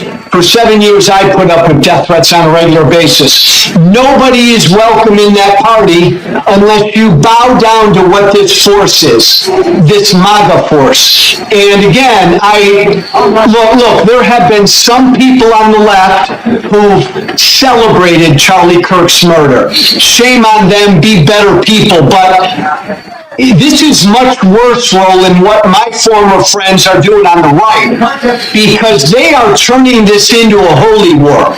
When you say we declare war on the left because of what some 22-year-old young guy did in Utah, and then you declare war on the whole left, that's a lot worse than celebrating Charlie Cook's murder, because that's dishonest, but that's also inciting hate and violence. And Roland, look, Trump's an idiot. So yeah, Trump says the left, the problem in the country is the left. J.D. Vance is not an idiot. What did J.D. Vance say today, right? He was subbing for Charlie Kirk on his radio show, and he spent the entire show going after the left, going after them, they, them. Man, Democrats need to wake up, Roland. This is a really serious deal by my former colleagues. The stuff that I hear privately from them right now, Roland, for the last 5 days, I mean, they want to go to war. This is a holy war. Oh, it absolutely is. And what really jumps out at me on this very thing here, Joe, and I've been saying this, I played the speech 2 weeks ago that mainstream media just ignored, of Missouri Senator Eric Schmidt, who gave a speech at NatCon, Peter Thiel's group, where he literally gave a white nationalist speech, where he said our ancestors fought for this country to be ours and no one else. He was talking about white people. He was basically saying, if you are Black, Latino, Asian American, or even Native American, America is not for you. And folks just ignored it. And so people need to understand, again, what they're saying, why they're saying it. And yes, there are many evangelicals, any very conservative white Christians who are pushing this as well. And you nailed it. They want a holy war. They want a race war. They want this to be a white country. It is clear as day. And Roland, really important point, Charlie Kirk at only 31, the impact he had because he was one of the most successful pushers of this white Christian nationalistic idea. And so I think that's why all of his defenders are out there so strenuously denying he said anything divisive, because they know if you really go through Charlie Kirk's public record, everything he said about people of color and Black women and Muslims and gays and transgenders, if people took the time to go through all of that, and that was put out for average people to see, they'd be blown away by it. That's why his defenders are like supercharged right now. They don't want that record to be seen. Today, you mentioned, and I mentioned as well, Vice President J.D. Vance sitting to do his show. And listen to this man just blatantly lie, Joe. Play it. I read a story in The Nation magazine about my dear friend, Charlie Kirk. Now, The Nation isn't a fringe blog. It's a well-funded, well-respected magazine whose publishing history goes back to the American Civil War. George Soros's Open Society Foundation funds this magazine, as does the Ford Foundation and many other wealthy titans of the American progressive movement. The writer accuses Charlie of saying, and I quote, "Black women do not have brain processing power to be taken seriously." But if you go and watch the clip, the very clip she links to, you realize he never said anything like that. He never uttered those words. He made an argument against affirmative action as a policy. He criticized a specific Supreme Court justice as an individual. He never said anything about black women as a group. He made an argument for judging people of all races and backgrounds by their own individual merits. Bullshit. Okay, Joe, this is actually what he said. No, Roland, that's utter bullshit. In fact, you know, if we would have said 3 weeks ago, Blake, if we would have said that Joy Reid and Michelle Obama and Sheila Jackson Lee and Ketanji Brown Jackson were affirmative action picks, we would have been called racist. But now they're coming out and they're saying it for us. They're coming out and they're saying, I'm only here because of affirmative action. Yeah, we know. You do not have the brain processing power to otherwise be taken really seriously. You had to go steal a white person's slot to go be taken somewhat seriously. Play cut 52. But I rise today as a clear recipient of affirmative action, and particularly in higher education. I may have been admitted on affirmative action, both in terms of being a woman and a woman of color. All right, Joe, he literally said it. Not only that, Vance lied. Soros does not fund the nation. So he sat there and flat out lied. And Roland, remind me, what's J.D. Vance's job?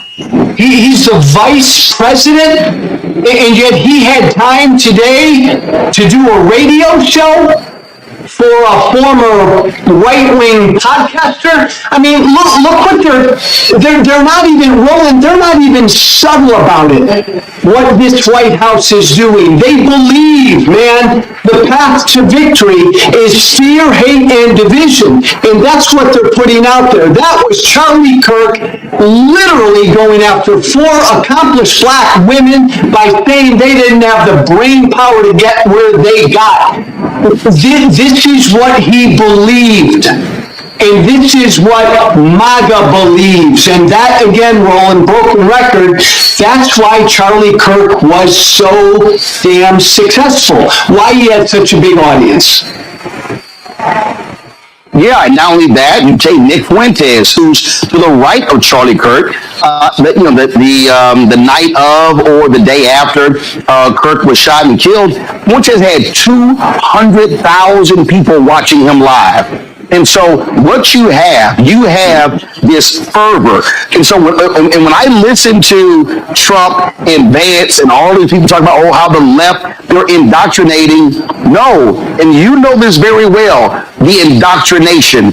We've had people who formerly with Turning Point USA put out videos talking about how it was really this cult-like figure, this messianic figure that they sort of set Kirk up as, and how they want them to follow that. And so that's what's going on here. These people are not trying to have open dialogue. And not only that, Joe, you take Trump, okay? Trump was very clear in saying he was not going to call Governor Tim Walz after those 4 folks were shot in Minnesota. 2 were killed, including former Speaker of the House and her husband.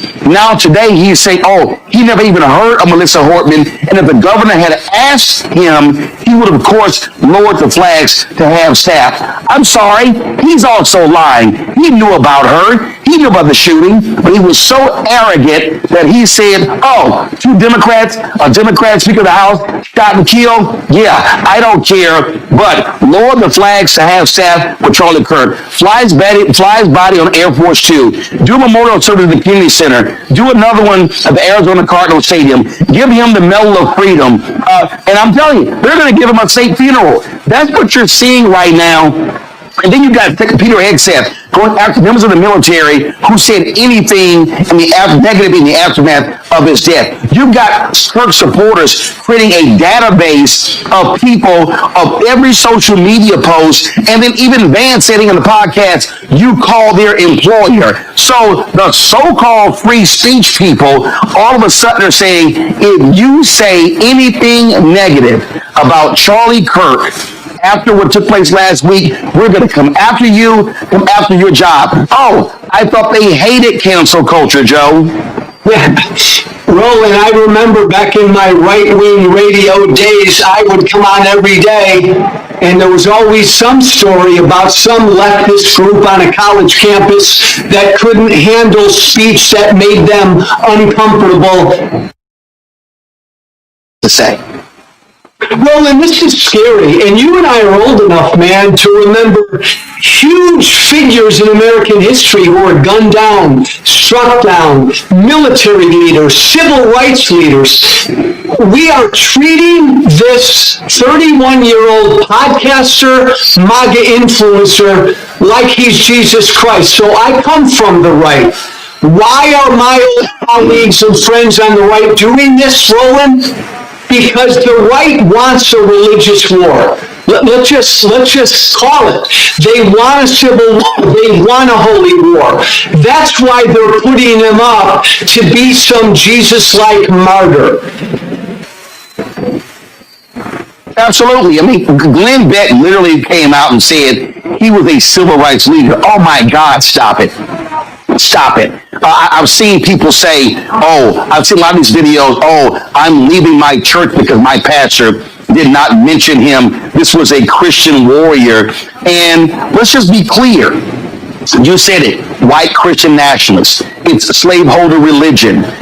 We heard a lot of this stuff during slavery, during Jim Crow, things along those lines. And this whole idea about, it was about debate. It was about, exchange of ideas. I mean, come on, let's just stop it. And so we see what's going on here. We see the games that are being played. And then what gets me, Joe, is this whole deal of, oh my God, the left, how they indoctrinated him and the accused killer going to a university. The dude was at a university for one semester, Joe. You're trying to tell me that one semester at a mostly white institution in Mormon, Utah, which is not a liberal bastion, somehow just radicalized him? I mean, it really is showing folks the hand they're trying to play. Yeah, and I think even on top of that, Roland, I think it was like some technical school. So it wasn't some crazy liberal arts school for a semester. Look, cut through all the BS. The Speaker of the House, Mike Johnson, has publicly said that America should be a white Christian country. This is what animates my former party. Roland, you know me, right? Tea Party Hellraiser.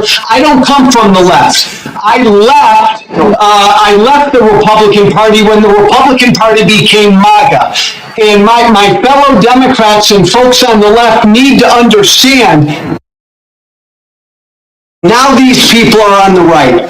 Now this is MAGA. MAGA now are the snowflakes. MAGA, Roland, they now need their safe spaces.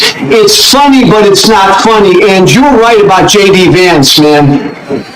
He just flat out lied. I mean, the last 30-year history of political violence in this country, the vast majority of it is right-wing. It always has been. And they put out this lie that it's only on the left. It's not even, Roland, a both sides problem between the left and the right. There is political violence on the left, but the vast majority is on the right, and they know that, and they're lying because they're trying to inflame their base. And Roland, I hear from their base every day, and let me tell you something, they are inflamed. I mean, they are ready to march and grab their you-know-what. This is a scary time. It is, and folks need to understand what is certainly at stake. Joe Walsh, I appreciate you joining us on the show.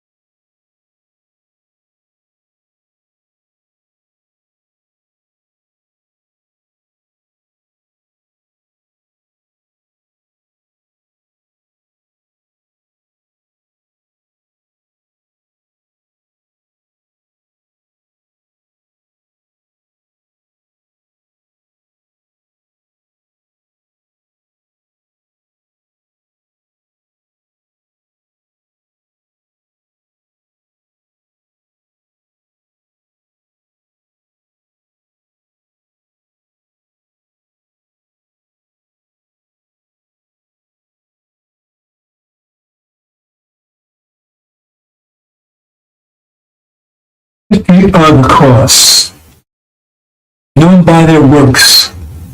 What's the history of the cross? Behind the history of the cross: murder, rape, destruction, deception, enslavement, burning, terrorizing.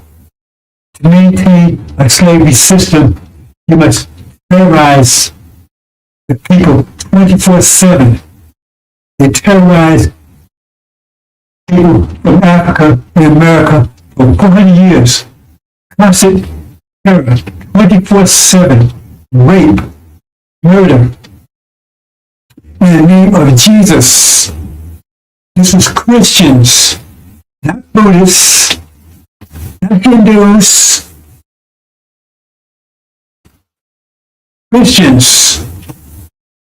Christians, in the name of Jesus. They said Jesus cursed black people.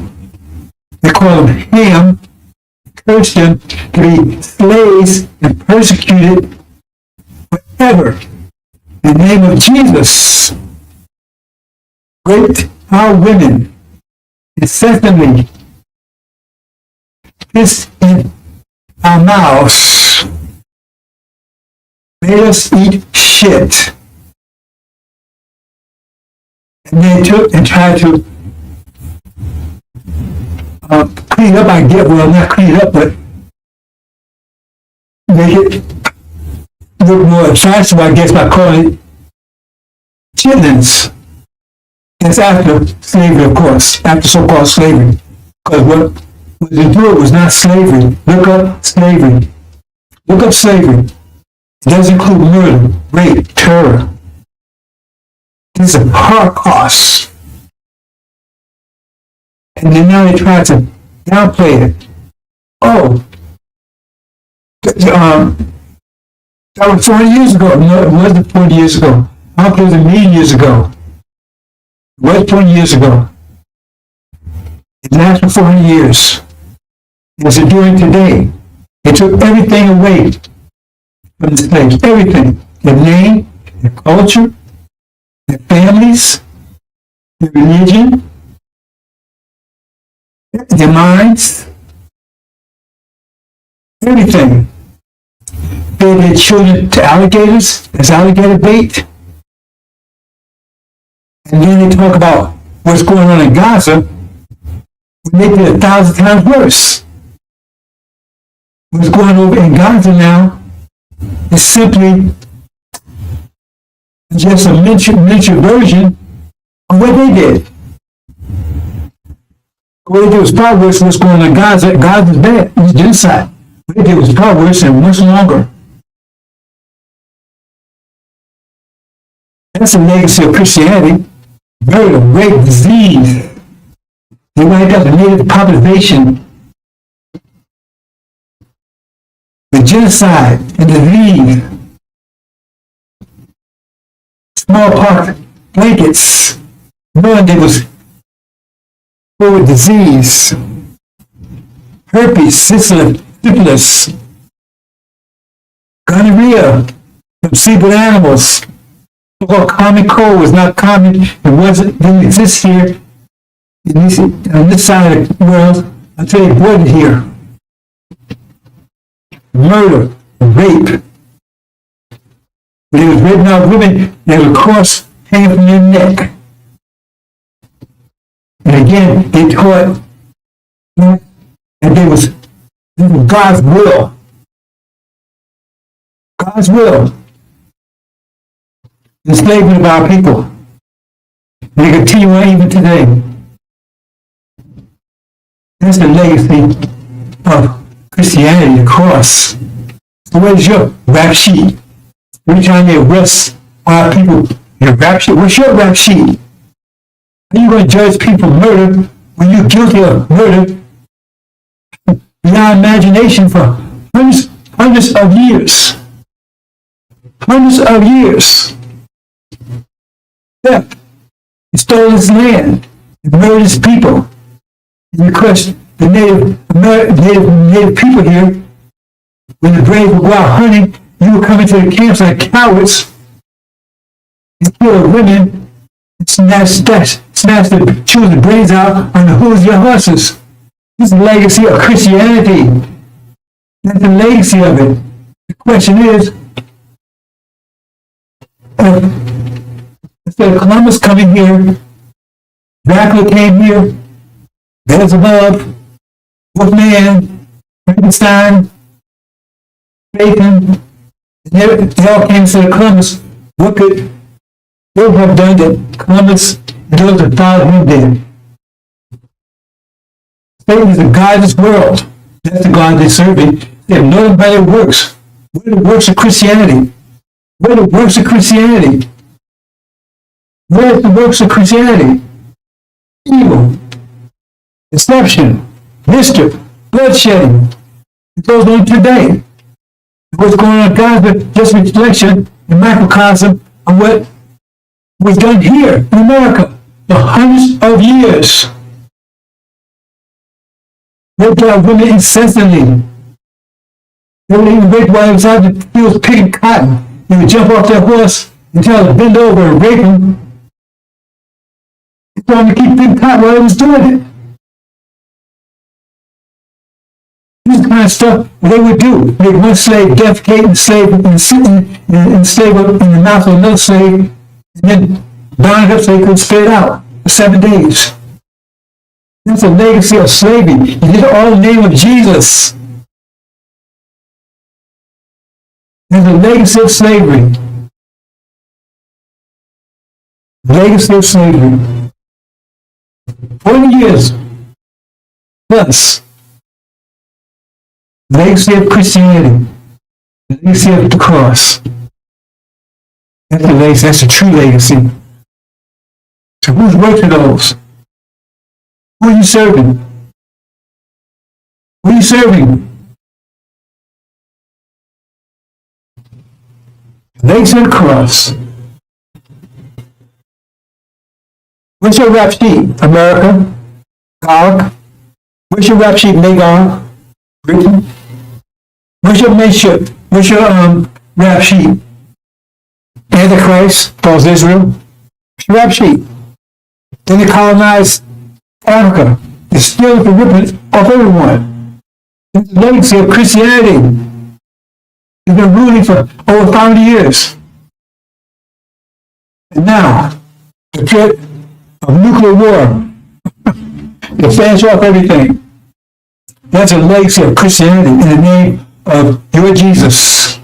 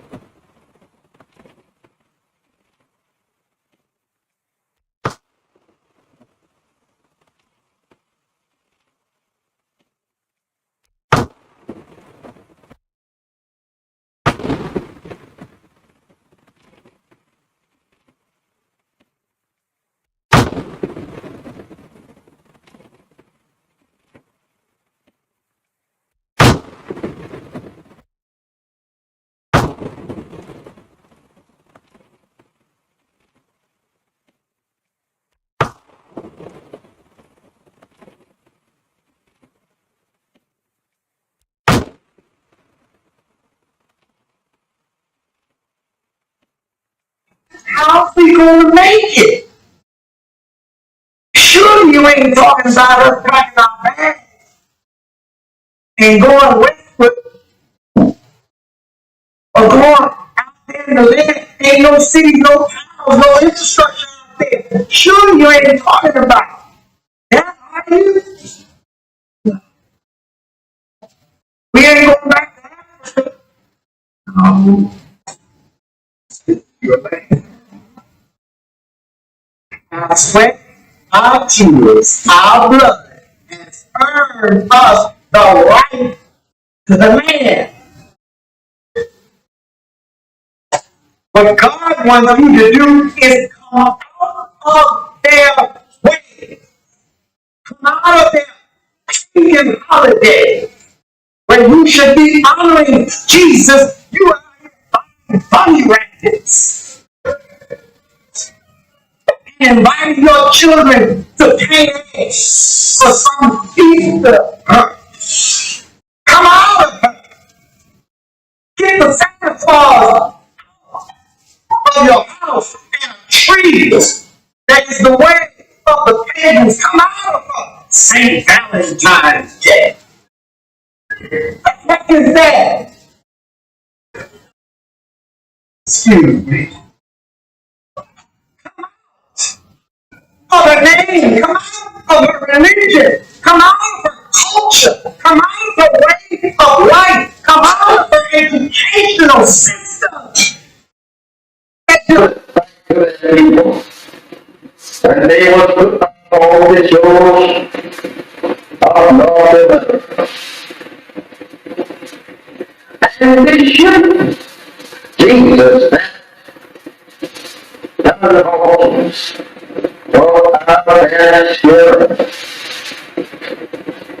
They stood and said, it is a parent.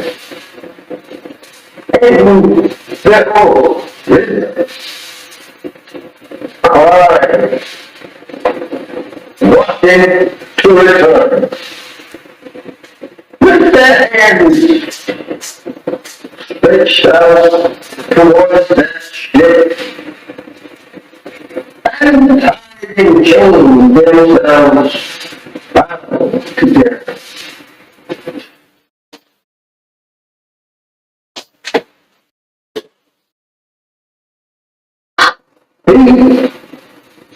And when they were put off on this memorable shows, they took their stern that ship that brought them to a strange land, and these strange people who could not speak either one's language. Now they have to live in a strange country, and strange people who have proven to them every mile from their native land that they were going to be the West Indies that they were living with. They were going to be the people that were destroyed. They soon discovered that all mischief that they were being brought here. I don't know how we should say anything in the name of Jesus of good for us. When this gift was made of Jesus, this is how that we have always been deceived by the witness. Trying to use Jesus, the name Jesus, to our a mental sleep, thinking that we all are leaving. This is curse. My brother, this is very hard for us to people to accept today. Imagine our parents standing in front to return to that native land and people and you yesterday. Trying to save the very minute that brought in subjection to that will. You know, turning your faith from your ordinary life and turning it back towards our Christmas house and our home. And it who have destroyed us and seeks to destroy us. How do you feel? How do you feel? Not wanting to return to you. They're trying to make love with the very people that destroyed you in your past. Do you feel? Actions. And even today, they are beating and shooting you down throughout the country. There is no justice here for you and me. Why did not you want to be separated and be returned to the Lord? I think that push. They go to your parents on the eastern shore of North crying and praying to God to be returned to that arms 400 years ago. Now, you like to see them rise up in the judgment, condemned for being such fools. And now, to live in the land that absolutely enslaved them and killed them and beat them for 300 long years here. They would condemn you as fools. When I wanted to be separated and go to your arm, salvation for your son. The white man said you opened. Remember that.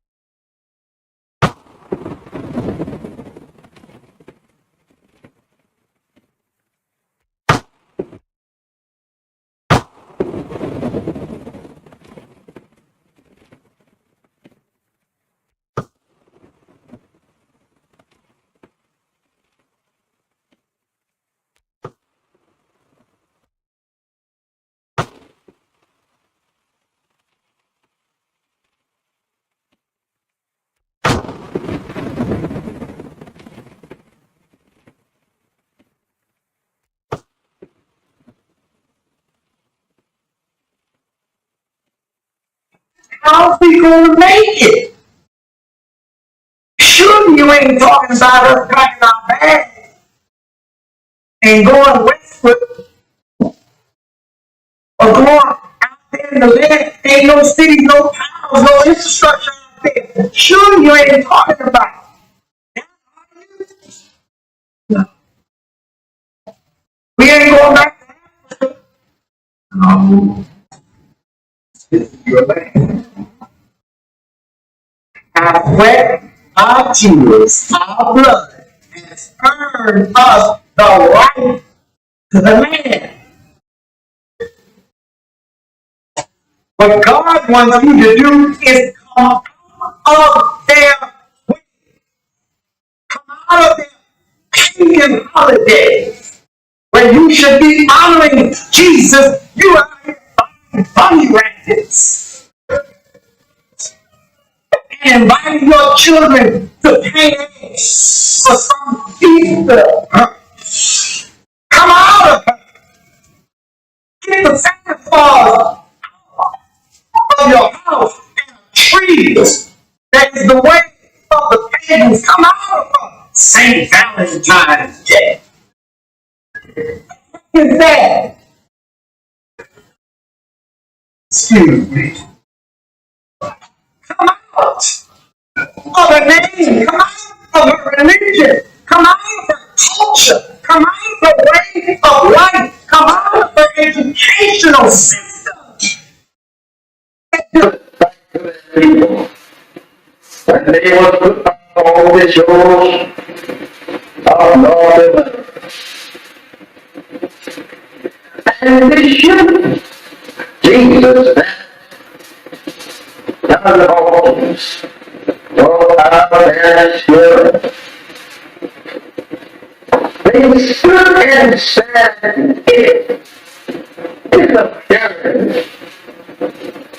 And behold, wisdom. I wanted to return. With that hand stretched out towards that ship,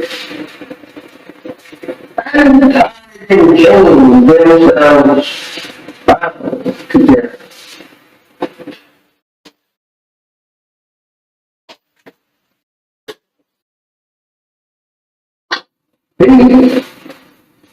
And when they were put off on this memorable shows, they took their staring that ship that brought them to a strange land, and these strange people who could not speak either one's language. Now they have to live in a strange country. Strange people who had proven to them every vow from their native land that they were going to be West Indians that they were living with. They were going to be the people that were destroyed. They soon discovered that all mischief that they were being brought here. I don't know how we should say anything in the name of Jesus of good for us. But this was the name of Jesus. This is that we have always been deceived by the name Jesus. The name Jesus to our a mental sleep, thinking that we all have to leave it. This is church. My brothers, this is very hard for us to people to accept today. Imagine our parents standing in front to return to that native land and people, and you here today, crying to see the very minute that brought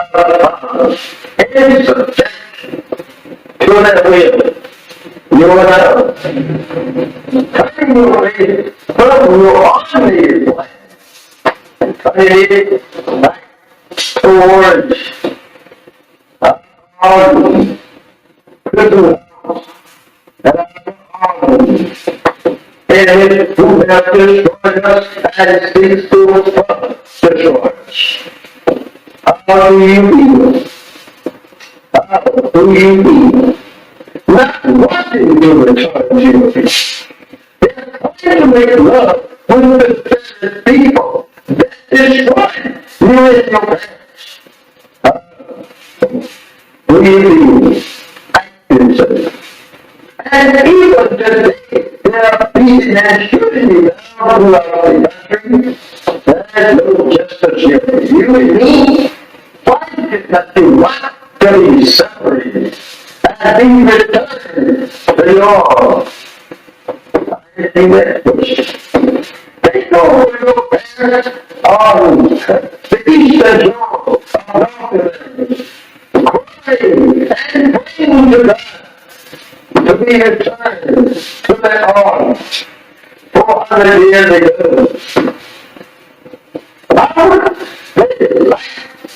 You like to see them rise up in the judgment, condemned for being such fools. And now, what to live in the land that absolutely enslaved them and killed them and beat them for 300 long years here. They would condemn you as fools. When I wanted to be separated, they go to your arms, to the for your son. The white man said you opened. Remember that.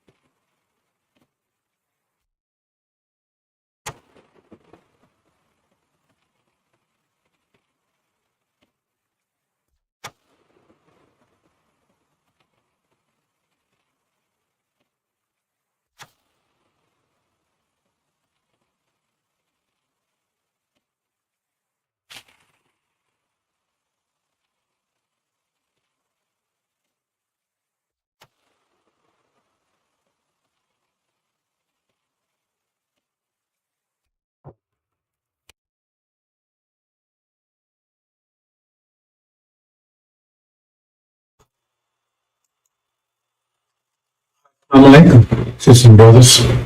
Salman Rahim here, Bachelor Covenant. Okay, brothers and sisters, it's been a year now, and found him home after 40 years in Arabia. I'm reporting to you from Arabia. Found him home after 40 years. So it's been a year now. There was an agreement made from a slave master. Said, your choice. Stay here or leave. Right? So we chose our inheritance, Arabia. So we left. Half the original people decided they wanted to give up the inheritance and traded for a place in America. Affiliation with their former slave master. It's their choice. They chose, we don't want to go over to Arabia. We don't go over there sand and all that stuff. We want to stay in America. We've been here all our lives, been here 40 years, born here, right? And we can make peace with a slave master. Okay, so they decided to stay. And so after a year, right, we get reports of how things are going over there, and it's not sound too good. How things are going over in America with their reparations, because they was given 6 states, I believe.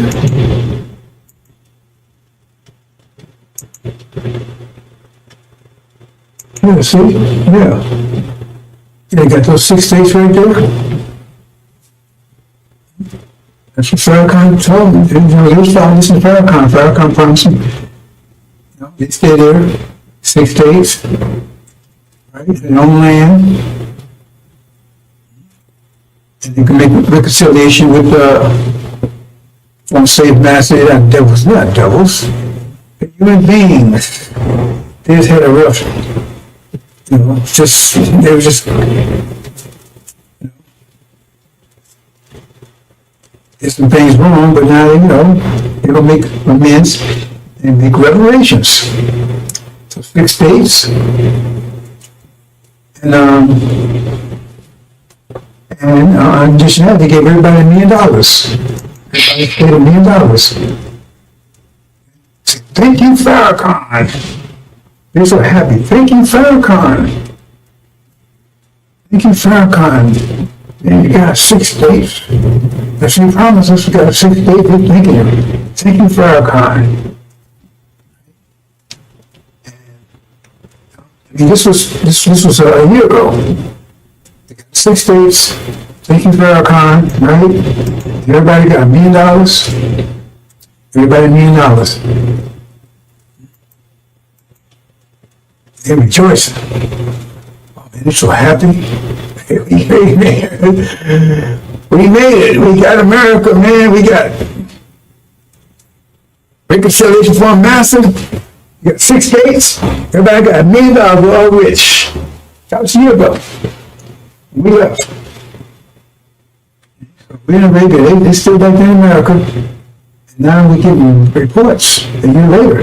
This was the way it was a year ago, man. They were so happy. They were so happy.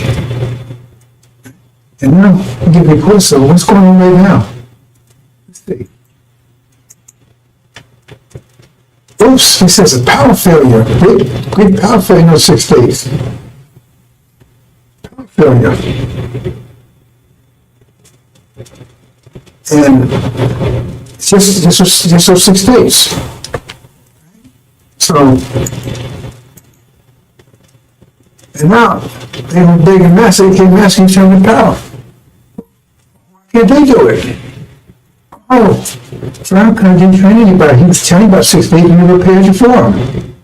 So nobody knows how to do it. How to turn the power grid back on. So then he's big man master, can you come out and turn this thing back on for us? I mean, you would think that if he told them 6 states of promising that he would have prepared them for, right, in schools and education, whatever they needed. But I guess they didn't, because they said, oh, wait, now he's begging the former master to come and turn the power back on. Then what? This is all that's happening now. I mean, I'm getting these imports in now. A year later. It's like, they're coming in every hour. Power grid failure, right? It's a crop failure. All of a sudden, there's no, they looked at the farmers, when they done, farmers said, oh. So then, massive, what's happening here? How come no? Crap. It turned out that the rain they gave wasn't that fertile. A year later, nothing's growing. Crop failure. And now, so what's going to happen here? Right? And then, I mean, all these things, every hour that's coming in, right? And then they look here, and they had, a year ago, they had plenty of food on the shelves, right? Now, they look there now, and all the food's gone. They're gone. And she said, what am I going to do here? Food's gone. The house is empty. So she said, Master, we need some food. Well, how come you can't produce your own food? I mean, you want your own country, you got your own states, that's your country, and you run it. What are you calling us for? So they're praying. And then, oops, no fuel. But there's no fuel there. Well, you got to buy your fuel. You got to produce your own fuel. What you calling us for? You got your own 6 states now. What you calling us for? Go and get some fuel. You got money. Right? You got your own states. So you got your own. What you calling us for? You said you wanted your own, so now you got it. You got your reparations, so we don't owe you anything anymore. We don't owe you anything anymore, so what you calling us for? We don't owe you anything. You said you agreed to 6 states and $1 million per person. You took that instead of the inheritance, just what you call the Abrahamic covenant, Arabia. Your brothers and sisters, they left, they took that was all for them, they took it. And you said, no, I want this instead. So now you got it. So what you calling us for? Oh, no communications. Oh, man. No communications, right?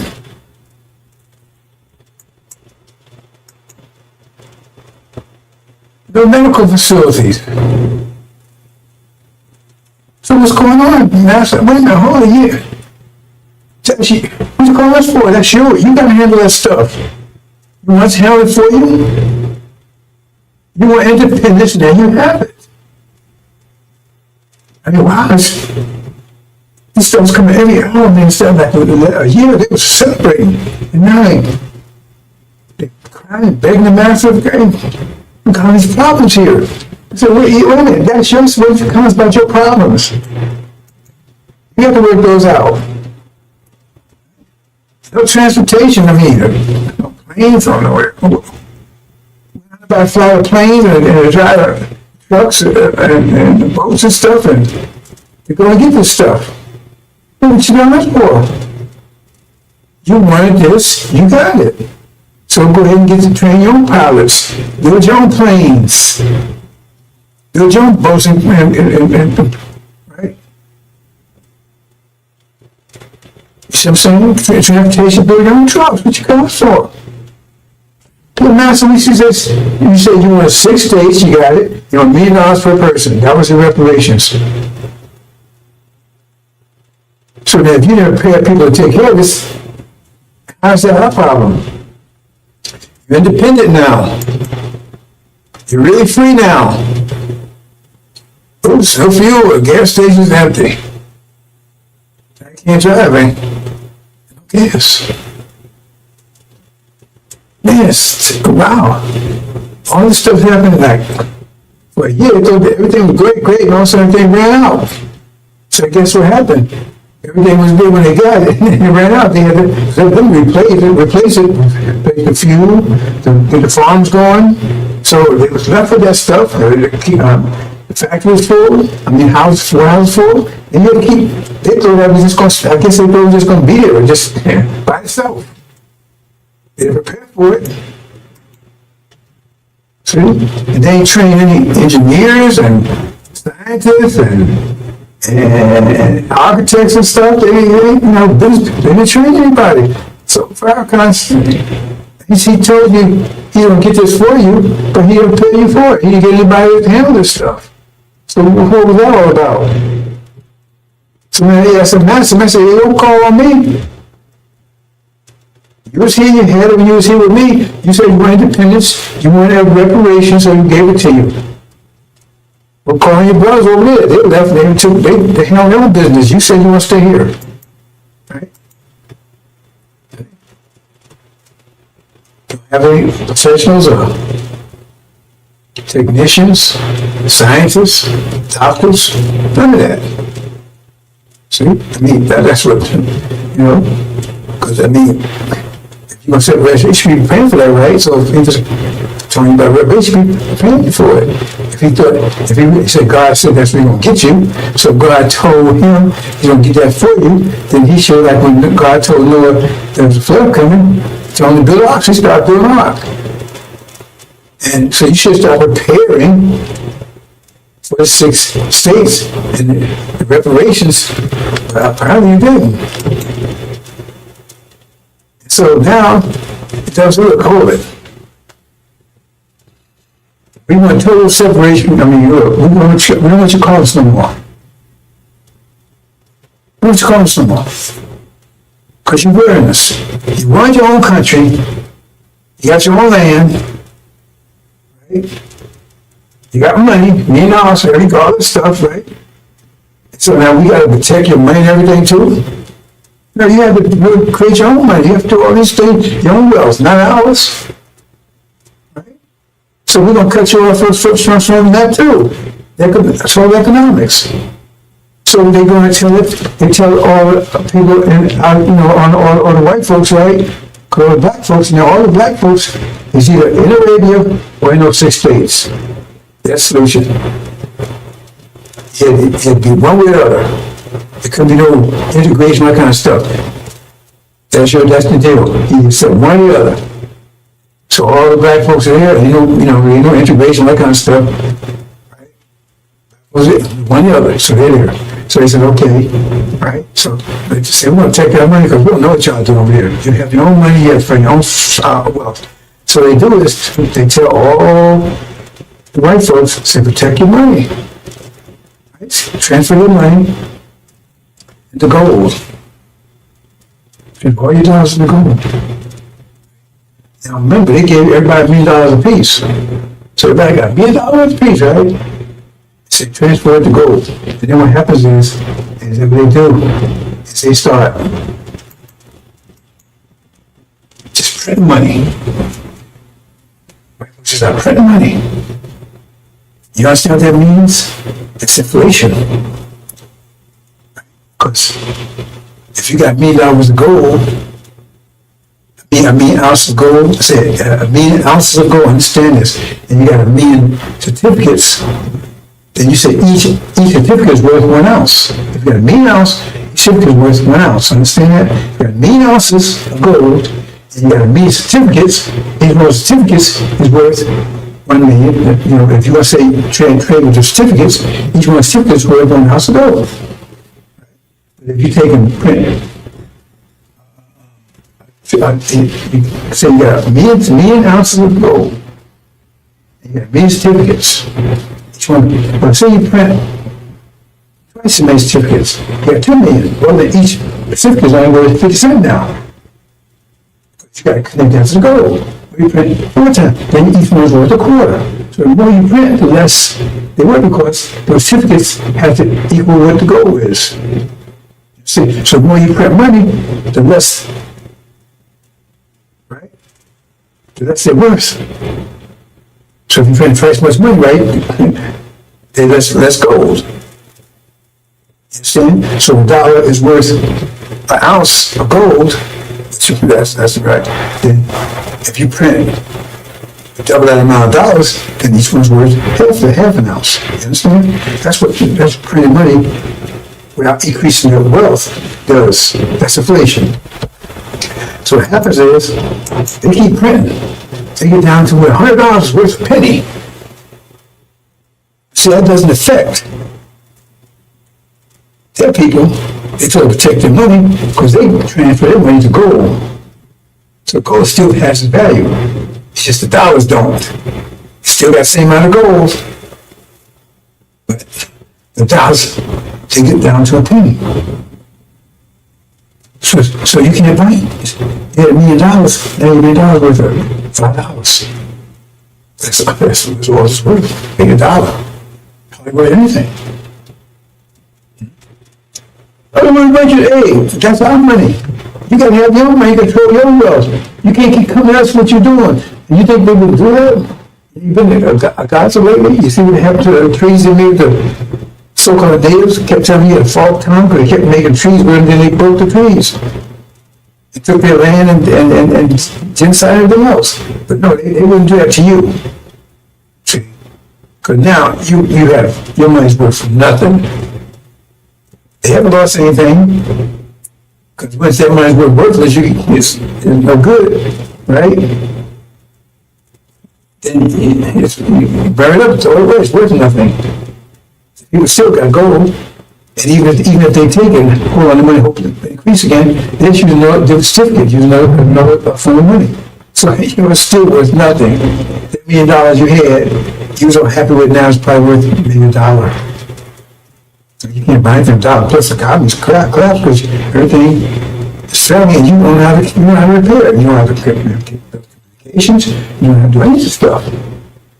You're an engineer, but how should I know anything? Because it's our company. Right? He didn't know how to prepare you. He told you to give 6 days. He told you, listen to me. Right? Now, you're broke. The economy's gone. There's no food, no electricity, no power, anything. It's not their fault. They gave you what you asked for. That you saw your inheritance for that. And then they closed the border. Because you're going to try to get back into America now. We want to come back in, Master. No, we don't want you back in here. We sorry, we want to come in. No. If you chose, you stay there. Close the border so you can't get back in here. You get back in there into what you call your land now. Swaziland or something? Farrakhan. Maybe call it Farrakhan. Farrakhan. You got the Farrakhan. Right?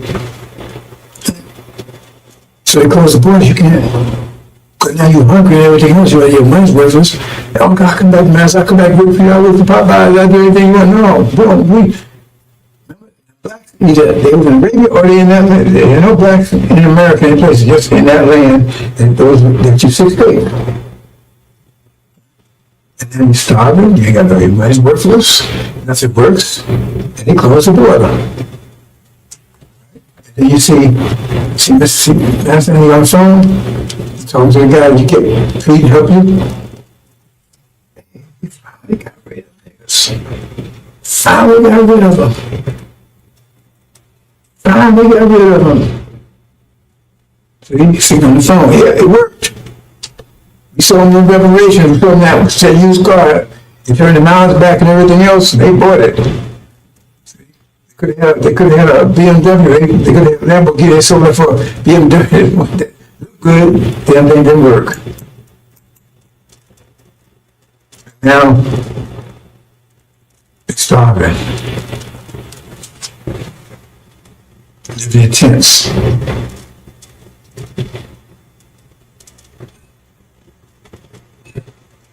Praying.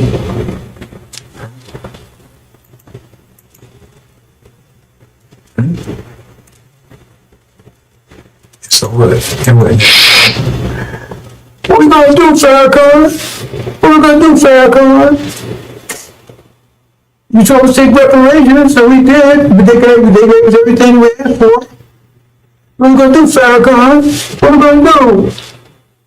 Pray, pray, pray, pray. That's his answer. Pray, pray, pray.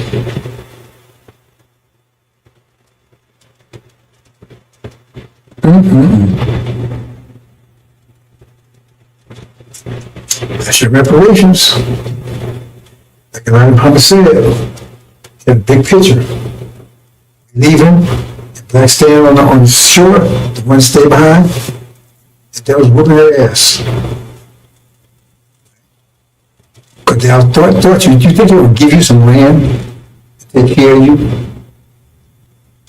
They didn't want to do that.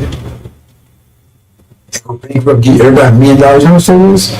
It was 17 million, that was 17 million times, 17 million times a million is like $17 trillion, I think, something like that. What are they going to do all that for you? They want to get rid of you. So now they have to see it. Because they close the border, what you going to do? When you want to fight, they come out, they close the border. They got the military around there. They finally got rid of you. No more black problem, no more Negro problem anymore. Who's out of here? And those groups that's here, they're gone. And our hands are clean. They gave what they wanted. Or anything. God honors contracts. Remember he honored the contract with Jacob. He sold his birthright for a bowl of soup to Jacob. It was Esau's inheritance. And God honored it. Okay, Jacob, it's yours. You're the one. And that's the deal. Because he ain't your friend. Pharaoh ain't your friend.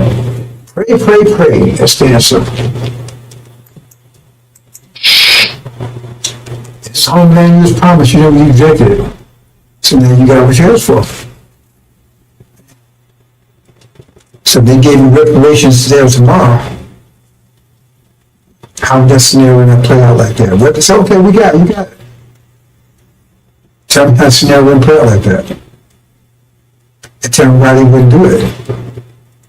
They love you so much, they gonna say, okay, we're gonna take care of him. And I said, go out there and take care of you when he was right here.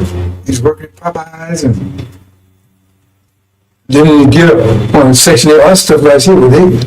Because you know they're trying to get rid of stuff right now. Trump's trying to give all that stuff right now. Because they're closing on you don't realize it. Anyway, that's just, that's what's happening in America. Wow. Of course, coming there. It's a disaster over there. You know, I just got a call. Oh, really? Really? You serious? Our ambassador just got a call from I don't know what they call it, Conland or something. I forgot what it's something called right there. That 16? They're begging us to come and help. Can they come over here? Can we come and get them? Really? Can we come and get them? Bring them? Oh, no.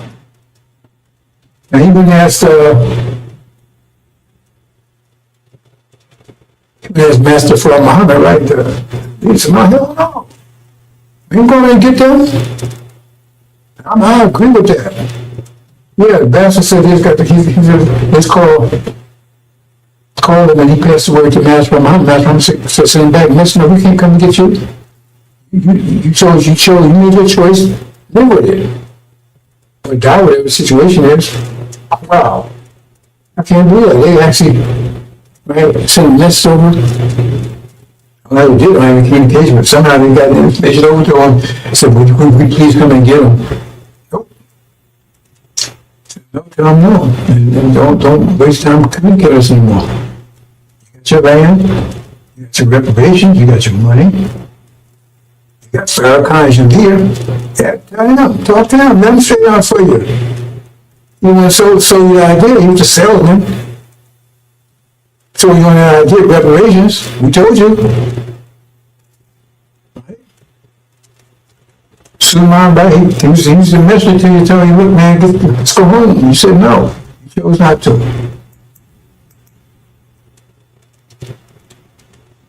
Okay, well, since that's a side story. I guess that's it. Is that it? Well, they might get more reports.